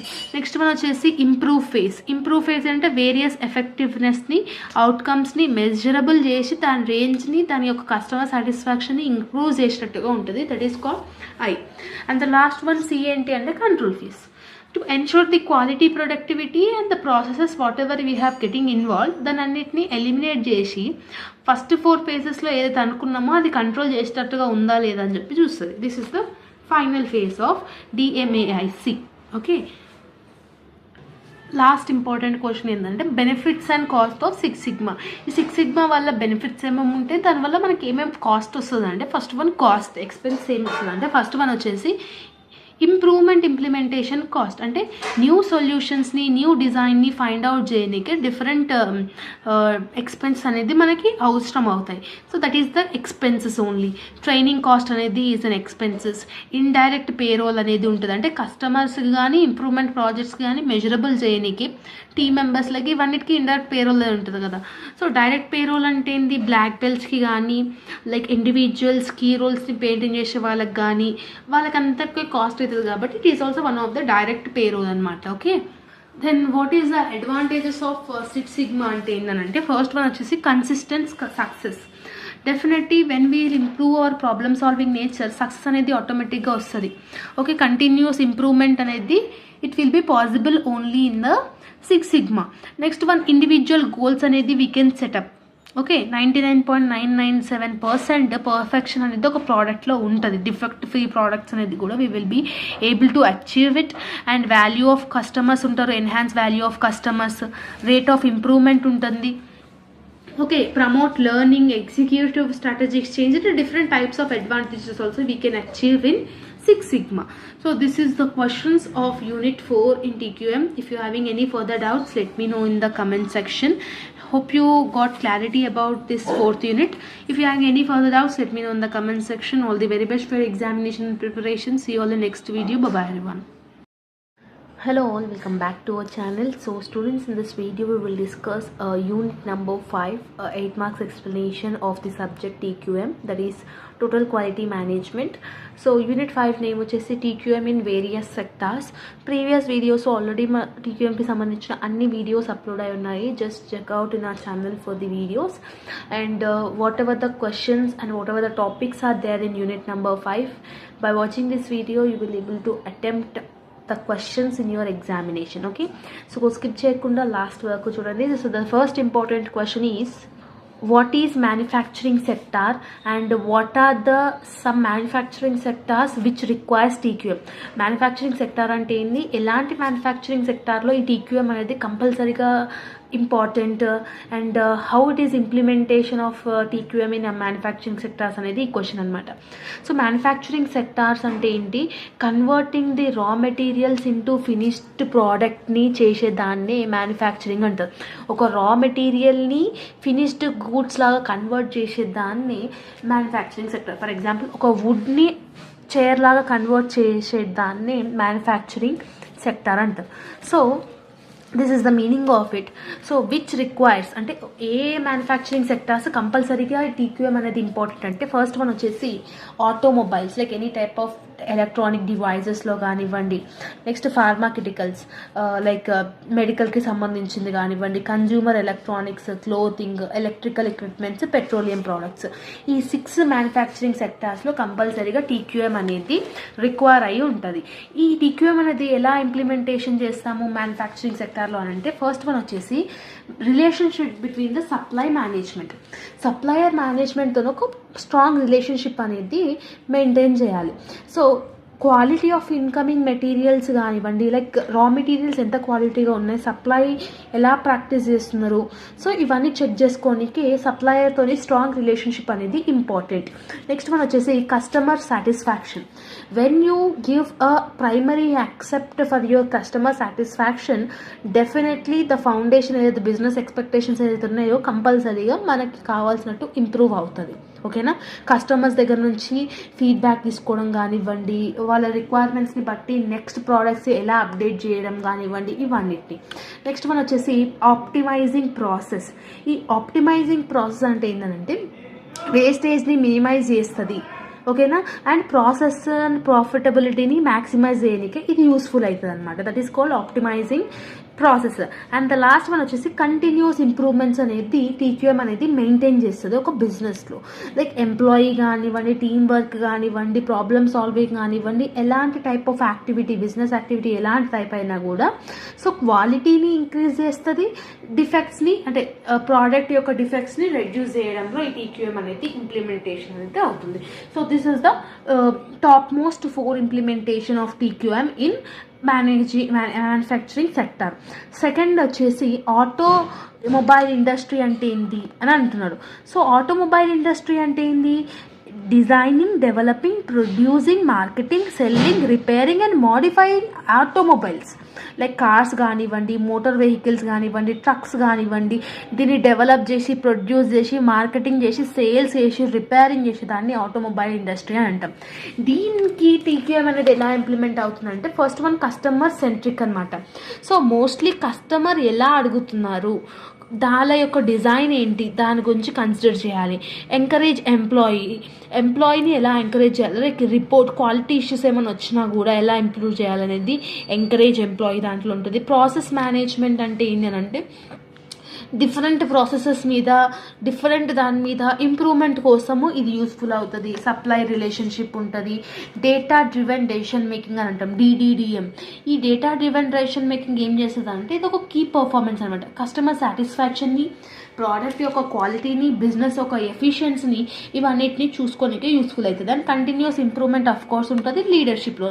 సో ఎలాంటి క్వశ్చన్ అయినా కూడా the same thing it will be repeated అనమాట. Okay, the only thing you need to understand it's ఆ ఆన్సర్కి తగ్గట్టుగా మనం రాస్తున్నామా లేదనేది ఇంపార్టెంట్. ఇలాంటి పాయింట్స్ డిఫరెంట్ క్వశ్చన్స్లో ఈ పాయింట్స్ అనేది ఇలాగే రాయాలి, దీంట్లో ఏం తేడా అనేది ఉండదు. ఓకే, సో ఇక్కడ ఫస్ట్ క్వశ్చన్లో మనం ఏవైతే నేర్చుకున్నాం automobiles, pharmaceuticals, consumer electronics, separate questions. ఇక్కడ ఫార్మాక్యూటికల్ ఇండస్ట్రీ అని అడిగారు. ఫార్మాక్యూటికల్ ఇండస్ట్రీ అంటే ఏంది? డ్రగ్స్ కానీ, ఇప్పుడు మనకు మెడిసిన్స్ కానీ ఇవన్నీ ఉంటాయి కదా, ఒక డిసీజ్కి కావాల్సిన ట్రీట్మెంట్, దాని మీద వర్కౌట్ చేసే మ్యానుఫ్యాక్చరింగే ఫార్మాక్యూటికల్ ఇండస్ట్రీస్. దానికి ఎలా టీక్యూఎం అనేది ఇంపార్టెంట్ అవుతుంది అనేది ఇలాంటి క్వశ్చన్స్ అనేది అడుగుతారు. ఒకసారి మీరు క్విక్గా చూసుకుంటే సరిపోతుంది. అండ్ నెక్స్ట్ ఇంపార్టెంట్ క్వశ్చన్ వచ్చేసి what are the various steps involved in TQM in service sector. ఒక సర్వీస్ సెక్టార్లో ఎలాంటి స్టెప్స్ అనేది టీక్యూఎం అనేది ఇన్వాల్వ్ చేసి ఉంటుంది. అసలు ఈ సర్వీస్ క్వాలిటీ అంటే ఏంటి అని అంటే సర్వీస్ క్వాలిటీ అంటే ఏంటంటే కస్టమర్స్ ఎక్స్పెక్టేషన్స్ని ఏ లెవెల్ వరకు మనం ఫుల్ఫిల్ చేస్తున్నాం, డెలివరీ అనేది ఎంత సుపీరియర్గా ఉంది అనేది, సర్వీస్ అనేది ఎంత క్వాలిటీగా ఉంది దాని గురించి చేసేదాన్ని సర్వీస్ క్వాలిటీ అని అంటాం. ఓకే, సో దీని యొక్క స్టెప్స్ ఏంటంటే ఫస్ట్ వన్ క్రియేట్ స్ట్రాటజీస్ని క్రియేట్ చేయాలి, తర్వాత దాన్ని ఇవాల్యుయేట్ అంటే అనాలిసిస్ చేయాలి, దాన్ని డెవలప్ చేయాలి, దాన్ని ప్రాసెస్ చేయాలి, తర్వాత దాన్ని ఎన్హాన్స్ అనేది చేయాలి. So these are the 5 steps of implementation of TQM in service sector. కొన్ని స్ట్రాటజీస్ మనం అనుకుంటాం, ఆ స్ట్రాటజీస్ ఈ ఒక పర్టికులర్ దానికి యూస్ఫుల్ లేదా అని చెప్పేసి ఇవాల్యుయేట్ చేయాలి. తర్వాత ఒకవేళ ఓకే అనిపిస్తే దాన్ని మనం డెవలప్ చేయాలి, ఎలాంటి టెక్నిక్స్ తీసుకోవాలి, ఎట్లా తీసుకోవాలి, ఏ టైంలో ఎలా తీసుకోవాలి అనేది. సో ఈ 5 స్టెప్స్ అనేది మీరు పెట్టి ఒక్కొక్క దానికి ఒక 3 to 4 లైన్స్ రాసి సరిపోతుంది ఎగ్జామినేషన్లో. ఓకే, నెక్స్ట్ ఇంపార్టెంట్ క్వశ్చన్ ఏంటంటే what are the various models to measure service quality programs అని అడుగుతున్నారు. ఏవేవి మోడల్స్ మనం మెజర్ చేయడానికి ఇది యూస్ఫుల్ అవుతుంది అంటే there are 3 main: conceptual model, SCRV, QUAL model, next Gronroos model. So ఇవన్నీ 3 మోడల్స్ అనేది ఉన్నాయి to measure the quality service programme. So conceptual model తర్వాత మనం డిస్కస్ చేసుకుందాం. ఈ సర్విక్యువల్ మోడల్ అంటే ఏంటంటే ఇది డెవలప్ చేసింది బెయిరీ, జెతియం, పారాసినియం అనే వాళ్ళు మెజర్ చేసినారు. సో కస్టమర్ సాటిస్ఫాక్షన్ని డిటర్మైన్ చేయడానికే ఈ మోడల్ అనేది యూస్ఫుల్ అవుతుంది అనమాట. అంటే మన లెవెల్ ఆఫ్ సర్వీస్ కస్టమర్స్కి ఎలాంటి సాటిస్ఫాక్షన్ అనేది ఇస్తుంది, అప్ టు ది ఆప్టిమైజేషన్ ఉంటుందా లేదా అనేది చూసుకుంటుంది. సో దీంట్లో డిఫరెంట్ పాయింట్స్ అనేటివి ఉన్నాయి. సో సర్వీస్ అనేది ఎంత రిలయబుల్గా ఉంది అంటే ఎంత మంచిగా పర్ఫామ్ చేస్తుంది, వాళ్ళ యొక్క కాంపిటెన్స్ ఎలా ఉంది, నాలెడ్జ్ అండ్ కాంపిటెన్స్ ఎలా ఉంది ఆ సర్వీస్ మీద, స్టాఫ్ రెస్పాన్స్ ఎలా ఉంది. ఒక సర్వీస్ మనం ఒక ప్రోడక్ట్ ఒక కంపెనీ నుంచి తీసుకుంటే ఇవన్నీ ఇంపార్టెంట్ అనమాట. ఎంపతి, కేర్ అండ్ కన్సర్న్ ఎలా ఉంది ఒక కస్టమర్ సర్వీస్ మీద. నెక్స్ట్ బిజినెస్ టాంజబుల్స్, సెక్యూరిటీ ఎలా ఉంటుంది, క్రెడిటబిలిటీ ఎలా ఉంటుంది, కర్టసీ ఎలా ఉంది, కమ్యూనికేషన్ ఎలా మెయింటైన్ చేస్తున్నాం మనం ఒక కస్టమర్స్తోని, ఈజీ లాంగ్వేజ్తోని కస్టమర్స్తోని ఆన్ టైం అప్డేట్ తీసుకుంటున్నామా లేదా అనేది ఇవన్నిటికీ ఇంపార్టెంట్ అనమాట. అంటే లాస్ట్ మోడల్ వచ్చేసి గ్రూనోర్స్ మోడల్. ఈ గ్రూనోర్స్ మోడల్ అనేది ఏంటంటే కస్టమర్ ఎలా క్వాలిటీ ఆఫ్ సర్వీస్ అనేది తీసుకుంటారు అని దాని గురించి ఈ మోడల్ అనేది తెలుపుతుంది. నెక్స్ట్ ఫస్ట్ వన్ వచ్చి టెక్నికల్ క్వాలిటీ, ఫంక్షనల్ క్వాలిటీ. టెక్నికల్గా కస్టమర్ సర్వీస్ని ఎలా ఆబ్టైన్ చేసుకుంటుందో దానికి టెక్నికల్ క్వాలిటీ అంటాము. ఫంక్షనల్గా వేరియస్ ఫంక్షనల్ యూజ్ చేసేసి దాన్ని ఎలా ఆపరేషన్ చేస్తారో, సాటిస్ఫాక్షన్ లెవెల్ ఎలా ఇంక్రీజ్ చేసుకుంటారో తెలియజేసేదే ఫంక్షనల్ క్వాలిటీ అని అంటాం. So these are the 2 qualities of Gronroos model అనమాట. So this is also one of the important question from unit number 5. Okay, so next ఇంకా లైక్ అన్ని క్వశ్చన్స్ ఉన్నాయి, but ఎలాంటి క్వశ్చన్స్కి అయినా కూడా whatever the things are there that you can repeat it అనమాట.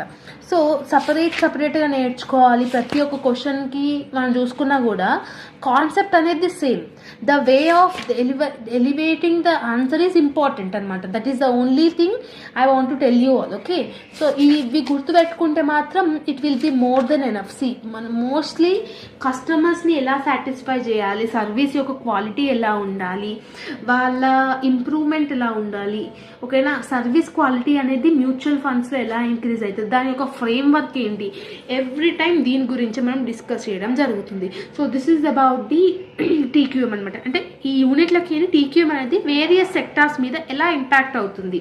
Okay, so ఎలాంటి question వచ్చినా కూడా ఇవే points according to that topic mention చేసి ఎక్స్పాండ్ చేస్తే సరిపోతుంది answer. Okay, so this is all about the unit number 5. If you are having any further doubts, let me know in the comment section. All the very best for your examination and preparation. See you all in next video. Bye bye everyone. Hello all, welcome back to our channel. So students, in this video we will discuss the problematic explanation, the most requested video. So total quality management, that is TQM subject lo unit 3 nunchi problematic questions anetivi unnayi syllabus lo.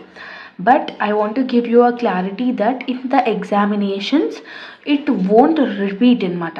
So basically అన్ని units నుంచి theory క్వశ్చన్సే అడుగుతాడు, but problematic మాత్రం ఈ యూనిట్లో ఉంది కాబట్టి anyway problems on control chart is also important for the other subject of operation management. మీకు ఆ సబ్జెక్ట్లో కూడా ఈ టాపిక్ ఇంపార్టెంట్ ఉంటుందని చెప్పేసి TQM సబ్జెక్ట్కి ఈ వీడియో చేయడం జరుగుతుంది. ఇన్ కేస్ ఎగ్జామినేషన్లో ప్రాబ్లమెటిక్ వస్తే ఇలాంటి మెథడే అడుగుతాడు, బట్ ఇన్ని ఇయర్స్ నుంచి అయితే అడగలేదు, బట్ ఈ ఇయర్ అడిగితే ఈ మెథడే అడుగుతాడు కాబట్టి సో వీడియో చేయడం జరుగుతుంది. ఓకే, సో TQM సబ్జెక్ట్లో యూనిట్ 3 నుంచి ప్రాబ్లమెటిక్ చాలా ఉన్నాయి. లైక్ కంట్రోల్ చార్ట్స్ ఉంది, okay, next signal to noise ratio నుంచి ఉంది, డిఫెక్టివ్ ఐటమ్స్ గురించి ఉంది, ఇట్లా డిఫరెంట్ టైప్స్ ఆఫ్ క్యాలిక్యులేషన్స్ ఉన్నాయి. ద మోస్ట్ ఇంపార్టెంట్ వచ్చేసి mean chart and range chart. ఈ రెండు అయితే రిపీటెడ్ ఇంపార్టెంట్ అని చెప్పొచ్చు. సో ఈ వీడియోలో mean chart and range chart ఎలా క్యాలిక్యులేట్ చేయాలి, everything in detail we will discuss in this video. So by end of this video you will get to know about this mean chart and range chart, how you need to calculate it. Okay, see ఇక్కడ question చూడండి. క్వశ్చన్లో వాళ్ళు production number అని చెప్పేసి XR1 ఇచ్చారు. ఓకేనా, so this is the data which is given in the question. Okay, so production order number X and R1. Now ఈ క్వశ్చన్ని చూసుకొని మనం ఆన్సర్ అనేది చేయాలి. అండ్ ఇక్కడ వాళ్ళు ఏం అడిగారంటే calculate mean and range chart అని చెప్పి అడిగారు. So now let's get into the solution. So సొల్యూషన్లో ఏం లేదు, ఫస్ట్ స్టెప్ ఏం చేయాలి అంటే the question whatever they have given ఎగ్జాక్ట్గా అలాగే మేము రాసుకొని జస్ట్ మనం టోటల్ చేయాలన్నమాట. ఎక్స్ బార్ టోటల్ ఎంత ఉంది అండ్ R1 టోటల్ ఎంత ఉంది అంటే ఎక్స్ వాల్యూస్ అన్నీ యాడ్ చేస్తే 3000 వచ్చింది, R1 వాల్యూస్ అన్నీ యాడ్ చేస్తే 236 అనేది వచ్చింది.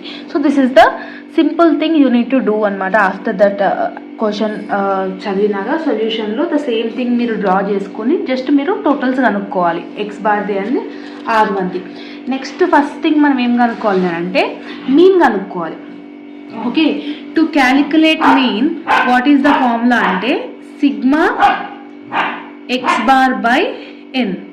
So this is the formula. So mean కనుక్కోవాలంటే sigma X bar by N is the formula. So sigma X bar అంటే ఏంటంటే టోటల్ ఆఫ్ ఎక్స్ బార్. మనం ఎక్స్ బార్ని మొత్తం యాడ్ చేసుకుని ఎంత వచ్చింది, 3000 వచ్చింది కదా, ఆ 3000 వేసుకోవాలి ఇక్కడ. సో 3000 డివైడెడ్ బై ఎన్ అంటే నెంబర్ ఆఫ్ అబ్జర్వేషన్స్. వాడు ప్రొడక్షన్ ఆర్డర్ నెంబర్లో మొత్తం ఎన్ని ఇచ్చిండు, 1 2 3 4 5 6 7 8 9 10 11 12 టోటల్ 12 డేటా ఇచ్చింది కాబట్టి ఎన్ అంటే number of observations. So 3000 divided by 12. So 3000 divided by 12 చేస్తే ఎంత వస్తుంది, 3000 divided by 12 250. So 250 is the mean.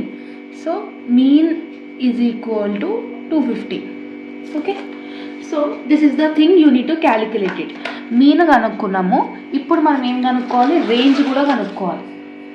Range అంటే ఆర్ అని అర్థం. సో రేంజ్ కనుక్కోవాలంటే ఫార్ములా ఏంటి, సిగ్మా ఆర్ బై ఎన్.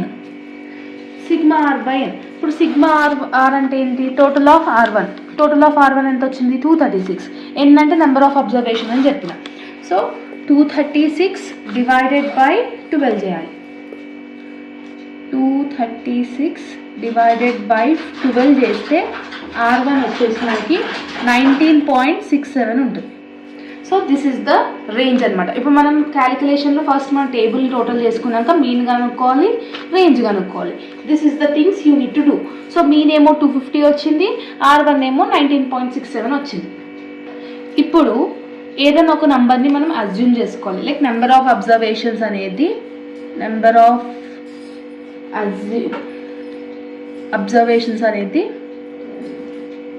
ఏదైనా అనుకోవచ్చు. నేను 5 అనుకుంటున్నాను. Okay, so number of observations ఎన్ని అనుకుంటున్నాం, అజ్యూమ్ అనమాట. జస్ట్ మీరు అనుకోవాలి ఏదో ఒక నెంబర్, ఐదర్ మీరు 1 అని అనుకోవచ్చు, 3 అని అనుకోవచ్చు, 7 అని అనుకోవచ్చు, 5 అని అనుకోవచ్చు, ఏదైనా అనుకోవచ్చు. So number of observation is equal to 5. So ఏమవుతుంది అప్పుడు, small n is equal to 5 అవుతుంది. ఇప్పుడు మనకి ఏ కంట్రోల్ చేయాలనుకున్నా, కంట్రోల్ చార్ట్స్లో ఎలాంటి చేయాలనుకున్నా మనకి A2 వాల్యూ కనుక్కోవాలి, D3 వాల్యూ కావాలి అండ్ D4 వాల్యూ కావాలి. సో ఈ వాల్యూ ప్రతి ఒక్క కంట్రోల్ చార్ట్స్కి important. Mean chart, range chart కనుక్కోవాలంటే ఇది కంపల్సరీగా మనం అనుకోవాలి. సో మనం ఏమనుకున్నాం, నెంబర్ ఆఫ్ అబ్జర్వేషన్స్ 5 అనుకున్నాం. A2, D3, D4 ఎలా కనుక్కోవాలంటే కంట్రోల్ చార్ట్స్కి సపరేట్ టేబుల్ అనేది ఉంటుంది. ఆ టేబుల్ నేను స్క్రీన్ మీద డిస్ప్లే చేస్తాను ఇప్పుడు. సో ఇక్కడ చూడండి, నెంబర్ ఆఫ్ అబ్జర్వేషన్స్ 5 అనుకున్నాము. సో 5లో A2 అనేది ఎంత ఉంది, A2 అనేది 0.58 ఉంది. A2 is equal to 0.58. D3 ఎంత ఉంది, D3 5లో ఎంత ఉంది అంటే 0 ఉంది. D4 అండర్ 5 ఎంత ఉంది, 2.11. సో ఈ డేటా అనేది మీకు కంట్రోల్ చార్ట్స్ టేబుల్ చూస్తేనే తెలుస్తుంది. అండ్ ఆ చార్ట్ అనేది ఎగ్జామినేషన్లో అలా ఉంటుంది. మీరు సిగ్నేచర్ చేసుకొని లోపలికి తీసుకెళ్ళొచ్చు. ఒకవేళ కంట్రోల్ చార్ట్స్ నుంచి క్వశ్చన్ అడిగితే with the table only will get this values. ఈ వాల్యూస్ వస్తేనే ఫర్దర్ సొల్యూషన్ అనేది మనం చేయగలుగుతాం. సో ఈ వాల్యూస్ అనేది కంట్రోల్ చార్ట్స్లో చూసుకోవాలి. ఓకే, సో నెక్స్ట్ స్టెప్ ఏంటంటే ఇప్పుడు మనం మీన్ చార్ట్ ఒకటి, రేంజ్ చార్ట్ ఒకటి కనుక్కోవాలి. ఫస్ట్ మనం మీన్ చార్ట్ కనుక్కుందాం. Calculation of mean chart.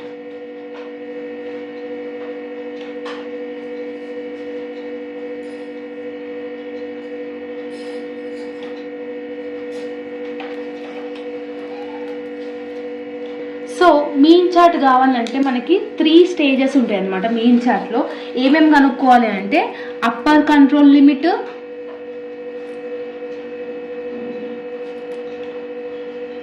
దాన్ని మనం UCL అని అంటాము. Upper control limit, lower control limit, దాన్ని LCL అంటాము. ఇంకొకటి సెంట్రల్ లైన్. ఈ 3 అనేది మనం కనుక్కోవాలి. ఐదర్ మీన్ చార్ట్ల కానీ రేంజ్ చార్ట్ల కానీ మనము ఈ upper control limit, lower control limit, central line ఈ 3 అనేది కనుక్కోవాలి. సో UCL ఫార్ములా ఏంటి according to the mean chart అంటే UCL ఏంటంటే X" ప్లస్ A2 R ఇది ఫార్ములా. సో మనం ఏం కనుక్కున్నాము, X బార్ అంటే మీన్ ప్లస్ A2 రేంజ్ అని అంటున్నాడు. This is the formula. ఇప్పుడు మనకి క్వశ్చన్లో మీన్ ఎంత వచ్చింది, 250 వచ్చింది. సో 250. A2 ఎంత అనుకున్నాం, 0.58 అనుకున్నాం, 0.58. R ఎంత వచ్చింది, 19.67 వచ్చింది. సో వాల్యూస్ అనేది ఉన్నాయి, జస్ట్ మనం ఇప్పుడు సబ్స్టిట్యూట్ చేయాలి. సో X బార్ అనేది 250 ప్లస్ A2 అనేది 0.58 బ్రాకెట్ ఓపెన్ చేసి R ఏమో 19.67. జస్ట్ వాల్యూస్లో మనం సబ్స్టిట్యూట్ చేసుకుందాం. ఇప్పుడు దీన్ని ఎలా సబ్స్టిట్యూట్ చేయాలి, 250 సేమ్ రాసుకోవాలి. 250 ప్లస్ 0.58 ఇంటూ 19.67, 0.58 ఇంటూ 19.67 చేస్తే 11.40 వస్తుంది. 11.40. సో 250 ప్లస్ 11.40 చేస్తే 261.4. 261.4 is the UCL answer. Mean చార్ట్లో UCL ఎంత వచ్చింది, 261.4. దీన్ని మనం అప్పర్ కంట్రోల్ లిమిట్ అని అంటాం. నెక్స్ట్ ఏముంది, లోవర్ కంట్రోల్ లిమిట్ అనేది మనం ఇప్పుడు క్యాలిక్యులేట్ చేయాలి. ఎందులో, మీన్ చార్ట్లో. లోవర్ కంట్రోల్ లిమిట్ ఫార్ములా ఏంటంటే మీన్ మైనస్ A2R అని అర్థం. సో ఇంతకుముందు దాంట్లో జస్ట్ ఇక్కడ ప్లస్ ఉండే, ఇప్పుడు ఇక్కడ మైనస్ అయింది. సో జస్ట్ సబ్స్టిట్యూట్ చేయాలి. మీన్ ఎంత వచ్చింది, 250 మైనస్ A2 ఏమో 0.58 కదా, 0.58 ఇంటూ R ఏమో 19.67. The same thing we need to do. 250 యాస్టీస్గా వేసుకోండి, మైనస్ 0.58 ఇంటూ 19.67 చేస్తే ఎంత వస్తుంది, 0.58 ఇంటూ 19.67 అగైన్ 11.40. 250 లకేని ఇప్పుడు 11.40ని మైనస్ చేయండి. 11.40 మైనస్ చేస్తే 238.6 is the lower control limit answer in mean chart. Mean చార్ట్లో లోవర్ కంట్రోల్ లిమిట్ ఆన్సర్ ఎంత వచ్చింది, 238.6. అండ్ ద లాస్ట్ వన్ ఏంది, సెంట్రల్ లైన్ ఉంది కదా. Central line is nothing but mean. Central line ఏమొచ్చింది మనకి, మీన్ ఎంత వచ్చింది, 250. So 250 is the central line. ఇలా మనము మీన్ చార్ట్ అనేది క్యాల్కులేట్ చేయాలి. Upper control limit, lower control limit, central line 3 ఇప్పుడు కనుక్కున్నాం. సేమ్ అట్లనే రేంజ్లో కూడా కనుక్కోవాలి. So the same thing again calculation of range chart. Range చార్ట్లో కూడా అప్పర్ కంట్రోల్ లిమిట్ ఉంటుంది, లోవర్ కంట్రోల్ లిమిట్ ఉంటుంది, సెంట్రల్ లైన్ ఉంటుంది. సో అప్పర్ కంట్రోల్ లిమిట్ అంటే UCL ఫార్ములా ఏంటి అంటే D4 range formula. So D4 ఎంత వచ్చింది మనకి అంటే మనం ఇంతకుముందు కన్జ్యూమ్ చేసుకున్న టేబుల్ వాల్యూస్ ఏవైతే ఉన్నాయో D4 వచ్చేసి 2.11, రేంజ్ ఏమో 19.67. సో సింపుల్గా సబ్స్టిట్యూట్ చేయాలి. 2.11 ఇంటూ 19.67. ఇక్కడ వాల్యూ పక్కన ఏం లేకపోతే దాన్ని మనం ఇంటూ అనుకోవాలి. సో 2.11 ఇంటూ 19.67 ఎంత, 2.11 into 19.67 41.50. So 41.50 is the UCL answer in range chart. Okay, so ఇప్పుడు లోవర్ కంట్రోల్ లిమిట్ కూడా కనుక్కోవాలి. LCL అంటాం కదా. So lower control limit formula ఏంటంటే D3R. ఇప్పుడు మనము టేబుల్ వాల్యూస్లో D3 ఎంత ఉంది, 0 ఉంది, R ఏమో 19.67. So 0 into 19.67 is equal to 0. 0 into 19.67 ఏమవుతుంది? 0నే అవుతుంది. So and the last one ఏముంది? Central line. సెంట్రల్ లైన్ అంటే ఏంటి? రేంజ్ ఎంత ఉంది మనకి? ఆర్ ఎంత కనుక్కున్నాం? 19.67. That is called central line. So mean చార్ట్లో, రేంజ్ చార్ట్లో యూసీఎల్, ఎల్సీఎల్, సెంట్రల్ లైన్ 3 కనుక్కున్నాం. అందులో కూడా UCL, LCL and central line 3 కనుక్కున్నాం కదా. సింపుల్గా మీకు అండర్స్టాండ్ కానీ అంత ఒకటే ఇక్కడ రాస్తా. మీన్ చార్ట్కి సింబల్ ఏముంటుంది? ఎక్స్ డబల్ బార్, పైన డబల్ బార్ ఉంటుంది, లేదంటే ఒక బార్ అంటే ఎక్స్ బార్ అన్న కూడా అనొచ్చు మీరు. మీన్ చార్ట్లో యూసీఎల్ ఎంత వచ్చింది మనకి? యూసీఎల్ ఏమో 261.4, ఎల్సీఎల్ ఏమో 238.6, సెంట్రల్ లైన్ ఏమో 250. This is the thing. And the same thing range చార్ట్లో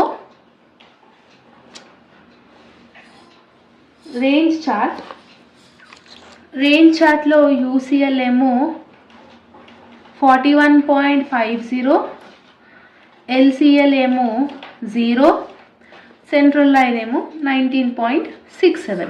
so this is the calculation of mean chart and range chart. సింపుల్గా దీన్ని ఇప్పుడు మనము గ్రాఫ్ మీద ప్లాట్ చేయాలి. ఈ పాయింట్స్ ఏవైతే ఉన్నాయో గ్రాఫ్ మీద ప్లాట్ చేయాలి. సో దీనికి 2 గ్రాఫ్స్ రిక్వైర్డ్ ఉంటుంది. ఒక గ్రాఫ్లో మీన్ చార్ట్ చేయాలి, ఇంకొక గ్రాఫ్లో రేంజ్ చార్ట్ చేయాలి. సో సింపుల్గా ఇక్కడ నేను రఫ్గా డ్రా చేసి చూపిస్తా ఎట్లా ప్లాట్ చేయాలనేసి. నార్మల్గా ఎక్స్ యాక్సిస్ వై యాక్సిస్ లాగా కాకుండా ఇది మిడిల్లో పర్ఫామ్ చేస్తుంది అనమాట. ఈ పాయింట్స్ అనేది సింపుల్గా చెప్పేస్తాను. ఎగ్జామినేషన్లో ఇలాంటి కంట్రోల్ చార్ట్స్ నుంచి క్వశ్చన్ వస్తే mean chart and range chart calculation అడిగితే కంపల్సరీగా 2 గ్రాఫ్స్ తీసుకోవాలి. ఒక గ్రాఫ్ ఏమో మీన్ చార్ట్కి, ఇంకొక గ్రాఫ్ ఏమో రేంజ్ చార్ట్కి. ఓకే, సో ఇక్కడ నేను చార్ట్ అనేది ఆల్రెడీ డ్రా చేసేసాను బికాజ్ వీడియో లెంత్ ఎక్కువ అవుతుందని చెప్పేసి. సో ఇక్కడ మనం ఎక్స్ యాక్సిస్ మీద ఎన్ని నెంబర్ ఆఫ్ అబ్జర్వేషన్స్ ఇచ్చిందో అవి ప్లాట్ చేసుకోవాలి. 12 ఇచ్చింది కాబట్టి 1 to 12 వేసుకున్నాము. వై యాక్సిస్ మీద మనకి ఇక్కడ ఏదైతే యూసీఎల్, ఎల్సీఎల్, సిఎల్ ఏదైతే ఉందో మీన్ చార్ట్లో హైయెస్ట్ నెంబర్ ఏది ఉంది? 261. అంటే మీ యొక్క పాయింట్స్ అనేది లీస్ట్ నుంచి 261 దాటాలి. సో నేను ఇక్కడ 50 తీసుకున్నాను. 50, 100, 150. దానికి తగ్గట్టుగా మీరు 20 అనేది తీసుకోవచ్చు. ఒక గ్రాఫ్ పేపర్ సరిపోతే మీ ఇష్టం వచ్చిన వాల్యూస్ తీసుకోవచ్చు. సో సిఎల్ అంటే సెంట్రల్ లైన్ ఎంత వచ్చింది? 250 వచ్చింది కదా. ఇక్కడ 250 ఎక్కడ ఉంది? ఇక్కడ ఉంది. సో దీన్ని నేను ఇక్కడ డార్క్గా అండర్లైన్ చేశాను. దీన్ని మనం సిఎల్ అంటాం. సిఎల్ ఎంత వచ్చింది? 250. So CL is equal to 250 అని అక్కడ మెన్షన్ చేసిన. Next one upper control limit ఎంత వచ్చింది? 261 కదా. సో 261 ఎక్కడ వస్తుంది? ప్రాబబ్లీ ఇక్కడ వస్తుంది. సో జస్ట్ అండర్స్టాండ్ అవ్వండి, గ్రాఫ్ పేపర్ ఇంకా క్లియర్గా అనిపిస్తుంది. సో ఇక్కడ ఈ లైన్ డ్రా చేసి దీన్ని మనం యూసీఎల్ అని అన్నాం. ఎల్సీఎల్ ఎంత ఉంది? 238. అంటే 250 కిందనే 238 ఉంటుంది కాబట్టి సో ఇక్కడ లైన్ డ్రా చేసి దీన్ని మనం ఎల్సీఎల్ అని అన్నాను. So upper control limit, lower control limit and CL ఈ 3 మనం ప్లాట్ అనేది చేసినాము గ్రాఫ్ మీద. దీన్ని మనం మీన్ గ్రాఫ్ అంటాం. ఓకే, ఇప్పుడు నెక్స్ట్ రేంజ్ చార్ట్ ఉంటుంది కదా. రేంజ్ చార్ట్ ఎలా ప్లాట్ చేయాలనంటే సేమ్ ఎక్స్ యాక్సిస్ మీద 1 to 12 అబ్జర్వేషన్స్ వేసుకున్నాము. వై యాక్సిస్ మీద ఇక్కడ సేమ్ రేంజ్ చార్ట్లో హైయెస్ట్ ఎంత ఉంది? 41, 19, 41. So 41 is the highest number in range chart. So ఇక్కడ మీ వాల్యూస్ ఏవైతే ఉన్నాయో వై యాక్సిస్ మీద లీస్ట్ నుంచి 41 అనేది దాటాలి. సో నేను ఇక్కడ 2, 4, 6, 8, 10, 12, 14, 16, 18, 20 అన్నట్టుగా తీసుకున్నా. ఎగ్జామినేషన్ గ్రాఫ్ పేపర్లో మీరు 5, 5 అన్న తీసుకోవచ్చు, లేదంటే 10, 10 అన్న తీసుకోవచ్చు according to your wish. Okay, so range చార్ట్లో యూసీఎల్ ఎంత వచ్చింది? 41.50, ఎల్సీఎల్ ఏమో 0, సిఎల్ ఏమో 19.67 కదా. ఫస్ట్ కంట్రోల్ లైన్ చూసి సెంట్రల్ లైన్ చూసాం 19.67 కదా. సో 18 తర్వాత 19 వస్తుంది కదా. సో ఇక్కడ 18 తర్వాత 19. సో ఇక్కడ లైన్ తీసి మనం సిఎల్ అనుకున్నాము. 41 పాయింట్ ఏమో యూసీఎల్, ఎల్సీఎల్ ఆఫ్ కోర్స్ 0 వచ్చింది కాబట్టి దాన్ని మనం ఇగ్నోర్ చేసాం. దెన్ ఈ పాయింట్స్ ఏంటి అని అంటే క్వశ్చన్ ఏదైతే మనం ఫస్ట్ క్వశ్చన్ ఏదైతే ఉందో దీంట్లో మనకి రేంజ్ డేటా ఇచ్చింది కదా 25, 15, 20, 15, 41 అని చెప్పేసి అవి ప్లాట్ చేసుకున్నాం. ఫస్ట్ దాంట్లో 25 ఉంది, సెకండ్ దాంట్లో 15 ఉంది. The same thing. So under 1 25 కదా, సో ఇక్కడ 25, ఇక్కడ డాట్ కనిపిస్తుందా, సెకండ్ దాంట్లో 15 కాబట్టి ఇక్కడ. సో ఆ డేటా అనేది ప్లాట్ చేసుకొని జస్ట్ మర్జ్ చేయండి, లైన్స్ అనేది కలపండి. సో 25 నుంచి 15కి వచ్చింది, 15 నుంచి మళ్ళీ 20కి పోయింది, 20 నుంచి మళ్ళీ 15కి వచ్చింది, 15 నుంచి 41, 41 to 0, 0 to 25, 25 to 31, 31 to 28, 28 to 12, 12 to 8, 8 to 6. Just మనం అట్లా ప్లాట్ చేసుకున్నాం. దీన్ని మనం రేంజ్ గ్రాఫ్ అని అంటాం. సో మీన్ గ్రాఫ్కి రేంజ్ గ్రాఫ్కి ఇదే డిఫరెన్స్ అనమాట. ఏంటి డిఫరెన్స్ అని అంటే, మీన్ గ్రాఫ్లో జస్ట్ మనం ఏవైతే 3 ఉన్నాయో ఆ 3 మాత్రమే మనం ప్లాట్ చేసుకున్నాం. అండ్ మీన్ దాంట్లో అన్నిటి 250 ఉంది కాబట్టి అందర్ 1లో 250, 2లో 250 కాబట్టి అది కూడా లైన్ స్ట్రైట్ వచ్చేస్తుంది. రేంజ్ గ్రాఫ్లో వాల్యూస్ చేంజ్ ఉన్నాయి కాబట్టి కిందికి మీదికి అనేది అవుతుంది. సేమ్ ఇట్లా పాయింట్స్ని మర్జ్ చేసుకుంటూ వెళ్ళాలి. So this is the graph presentation of the mean chart and range chart. కంపల్సరీగా స్కేల్ అనేది రాయాలి. 1 centimeter is equal to 1 unit తీసుకుందాం ఎక్స్ యాక్సిస్లో, వై యాక్సిస్లో 1 centimeter is equal to 2 units తీసుకున్నాం కదా, 2, 4, 6, 8 అని పెట్టుకో. So 2 units. ఇక్కడ ఏం చేసినాము, 1 centimeter is equal to 1 unit, 1 centimeter is equal to 50 units. ఎందుకంటే 50 డిఫరెన్స్ కాబట్టి 50, 100, 150. So difference between one cell to another cell is 50 కాబట్టి స్కేల్ అనేది కంపల్సరీగా ఎగ్జామినేషన్లో రాయాలి. ఎక్స్ యాక్సిస్, వై యాక్సిస్ అని రాయాలి. సో 2 graphs తీసుకొని మర్జ్ చేసుకోండి. So this is the first type of question in your TQM under control charts. Hope మీకు ఈ వీడియోలో ఈ చెప్పిన ఎంతవరకు అయితే చెప్పినో అది అర్థమైందని అనుకుంటున్నాను. ఇంకొక టాపిక్ కూడా ఉంది. సో ఇఫ్ ఇంట్రెస్టెడ్ మీరు దీన్ని నేర్చుకోవచ్చు. లేదు అని అంటే you can easily skip it. Okay, so ఇది కూడా ఈజీగానే ఉంటుంది. అందులో ఉన్నంత same upper control limit, lower control limit and central line ఇవే మనం కనుక్కోవాల్సి వస్తుంది కాబట్టి this is also easy one. సింపుల్గా చెప్పేస్తాను, బుక్లో నుంచి చెప్పేస్తాను బికాస్ టైం అనేది లేదు కాబట్టి. ఓకే, సో క్వశ్చన్ చూడండి. క్వశ్చన్లో వాళ్ళు గ్రూప్ నెంబర్ ఇచ్చిండు, శాంపుల్ సైజ్ ఇచ్చిండు, నెంబర్ ఆఫ్ డిఫెక్ట్స్ ఇచ్చిండు. సో గ్రూప్ నెంబర్స్లో 1 to 10 ఉన్నాయి, శాంపుల్ సైజ్ ఇచ్చిండు, ఇది ఇచ్చిండు కాబట్టి ఎగ్జామినేషన్ సొల్యూషన్ మనం ఏం చేయాలంటే ఎగ్జాక్ట్గా క్వశ్చన్ డ్రా చేసుకొని క్వశ్చన్లో ఉన్న డేటాని చేసుకొని ఇంకొక కాలం యాడ్ చేయాలి. దాన్ని మనం పీ కాలం అని అంటాం, స్మాల్ పీ కాలం అని అంటాం. సో ఈ పీ కాలం ఏంటి అని అంటే డిఫెక్ట్స్ ఏవైతే ఉన్నాయో శాంపిల్ సైజ్తో డివైడ్ చేయాలి. అంటే 2 divided by 32 చేస్తే 0.063 వస్తుంది. ఓకేనా, సో 2 divided by 32 చేస్తే 0.062. Next 3 divided by 32, 3 divided by 50, ఇట్లా ఇవన్నీ చేస్తే ఈ కాలం వాల్యూస్ వస్తాయి. దీన్ని టోటల్ చేస్తే పీ టోటల్ వస్తుంది. ఇవన్నిటిని టోటల్ చేస్తే 440 అని అంటాం. ఓకే, సో ఈ 2 మనం కనుక్కోవాలి స్టెప్ 1లో. సో ఇప్పుడు నెక్స్ట్ ఏం కనుక్కోవాలంటే పీ కనుక్కోవాలి. పీ ఫార్ములా ఏంటి, number of defects by sample sizes అని అంటున్నాడు. సో నెంబర్ ఆఫ్ డిఫెక్ట్స్ అని అంటే ఏంటి, పీ బార్ ఏంటి, sigma P by N. Sigma P అంటే టోటల్ ఆఫ్ పీ ఎంత వచ్చింది, 0.471. నెంబర్ ఆఫ్ అబ్జర్వేషన్స్ ఎన్ని, 10 కదా, 0.471 డివైడెడ్ బై 10 చేస్తే మనకి పీ బార్ ఎంతనో తెలుస్తుంది. మనం ఏం కనుక్కోవాలి ఇప్పుడు, అప్పర్ కంట్రోల్ లిమిట్ కనుక్కోవాలి, లోవర్ కంట్రోల్ లిమిట్ కనుక్కోవాలి. అప్పర్ కంట్రోల్ లిమిట్ ఫార్ములానేమో P bar plus 3, 1 minus P bar by N under root అనమాట. ఇది సేమ్ ఇక్కడ ప్లస్ ఉంది, లోవర్ కంట్రోల్ లిమిట్కి మైనస్ అవుతుంది అంతే. దాని ఒకటి డిఫరెన్స్ అనమాట. Upper control limit, lower control limit formulas ఏమో ఇవి. ఎప్పుడైతే క్వశ్చన్లో డిఫెక్ట్స్ అని చెప్పి కనుక్కోమని చెప్పిండో so this is the thing you need to do it అనమాట. ఓకే, నెక్స్ట్ ఏం చేయాలి అంటే శాంపిల్ నెంబర్ రాసుకోండి, శాంపిల్ సైజ్ రాసుకోండి. Okay, upper control limit, lower control limit మనం చేయాలి. ఈ వాల్యూస్ ఎలా వచ్చినాయి అంటే నేను చెప్తాను ఇప్పుడు. So upper control limit formula ఏం చెప్పినా, P bar plus 3, 1 minus P bar by N under root అని చెప్పిన కదా, ద సేమ్ థింగ్ అనమాట. సో ఇక్కడ శాంపుల్ సైజ్లో కామన్ నెంబర్స్ ఏమేమి ఉన్నాయి, 32 ఉంది, 50 ఉంది, 80 ఉంది. ఈ 3 నెంబర్సే ఉన్నాయి, రిమైనింగ్ కొత్త నెంబర్స్ ఏం లేదు. 32, 50 అండ్ 80 ఈ 3 నెంబర్సే ఉన్నాయి కాబట్టి ఈ 3కి మాత్రమే మనం శాంపుల్ సైజ్ అనేది కనుక్కోవాలి. ఓకే, ఫస్ట్ వన్ ఏమో 32కి అనుకుంటున్నాం కాబట్టి ఎన్ ఏమో 32 అవుతుంది. యూసీఎల్ ఫార్ములా ఏం చెప్పిన, పీ బార్ ఏమో 0.047 వచ్చింది, ప్లస్ 3 అనేది డిఫాల్ట్, 1 మైనస్ పీ బార్, మళ్ళీ ఇది పీ బార్ డివైడెడ్ బై ఎన్ అంటే 32 అని అనుకున్నాం. ఇది ఎలా సబ్స్టిట్యూట్ చేయాలంటే ఫస్ట్ 1 మైనస్ 0.047 మైనస్ చేయండి, ఒక వాల్యూ వస్తుంది. సింపుల్గా మేము చేసి చూపిస్తాను మీకు. 1 మైనస్ 0.047 మైనస్ ఇస్తే 0.953 వచ్చింది. దాన్ని మళ్ళీ దీంతో ఇంటూ చేయాలి.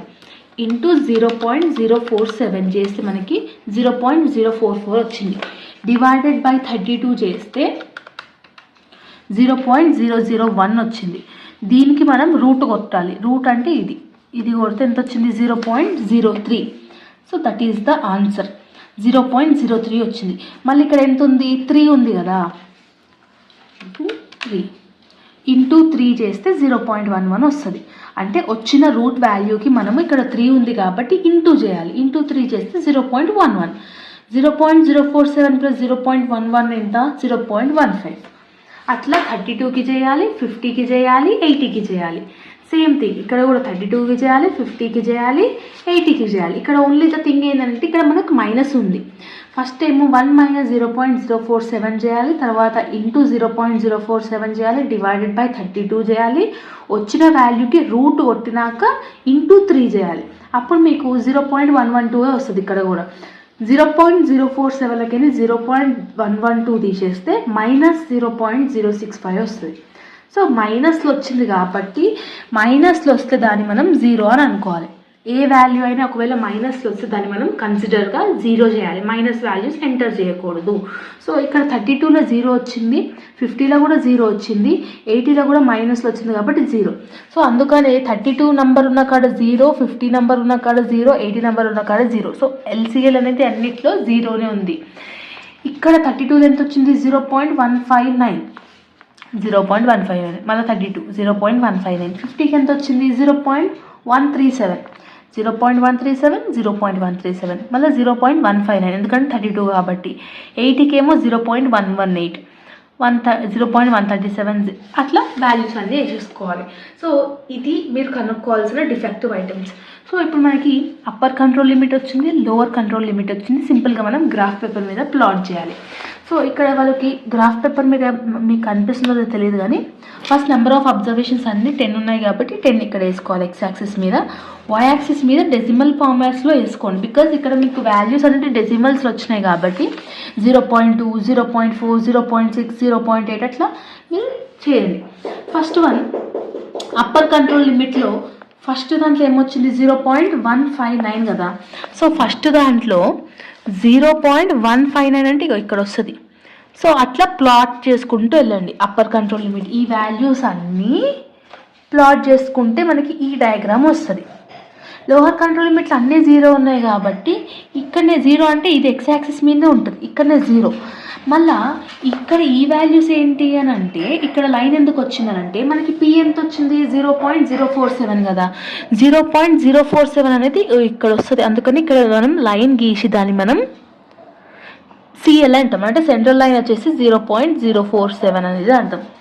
ఇప్పుడు మళ్ళీ ఈ ప్లాట్స్ ఏంటంటే క్వశ్చన్లో వాడు ఏవైతే మనకి ఇవి ఇచ్చాడో శాంపుల్ సైజ్ ఏవైతే ఇచ్చాడో అంటే ఇక్కడ మనం ఫ్రాక్షన్ డిఫెక్టివ్గా అనుకున్నాం కదా 0.063, 0.09, 0.06 అని ఆ వాల్యూస్ మనం ఇక్కడ ప్లాట్ చేయాలి. 0.06 అంటే ఇక్కడ, 0.09 అంటే ఇక్కడ, 0.06 అంటే మళ్ళీ ఇక్కడ.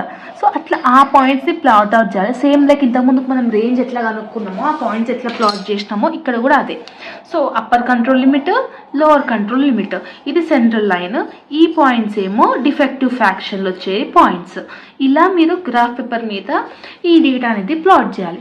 సో ఈ రెండు మెథడ్స్ని మీరు చూసుకుంటే సరిపోతుంది. మోస్ట్లీ చూసుకోకపోయినా సరిపోతుంది. బికాజ్ టీక్యూఎంలో చెప్పాను కదా థియరీ వస్తుంది. బట్ ఈ మెథడ్స్ అనేది మీకు మళ్ళీ ఆపరేషన్ మేనేజ్మెంట్ సబ్జెక్ట్కి అప్పుడు యూస్ఫుల్ అవుతుంది. Okay, hope you like this video. మీకు ఏమైనా డౌట్స్ ఉంటే కమెంట్ సెక్షన్లో కమెంట్ చేయండి. అండ్ ఎక్స్ప్లెనేషన్ అర్థమవుతుందా లేదా అని కూడా డెఫినెట్గా కమెంట్ సెక్షన్లో కమెంట్ చేయండి. Okay, if you like this video then do like, share, comment and subscribe to our channel and share with all your friends and groups. See you all in the next video. Bye bye everyone.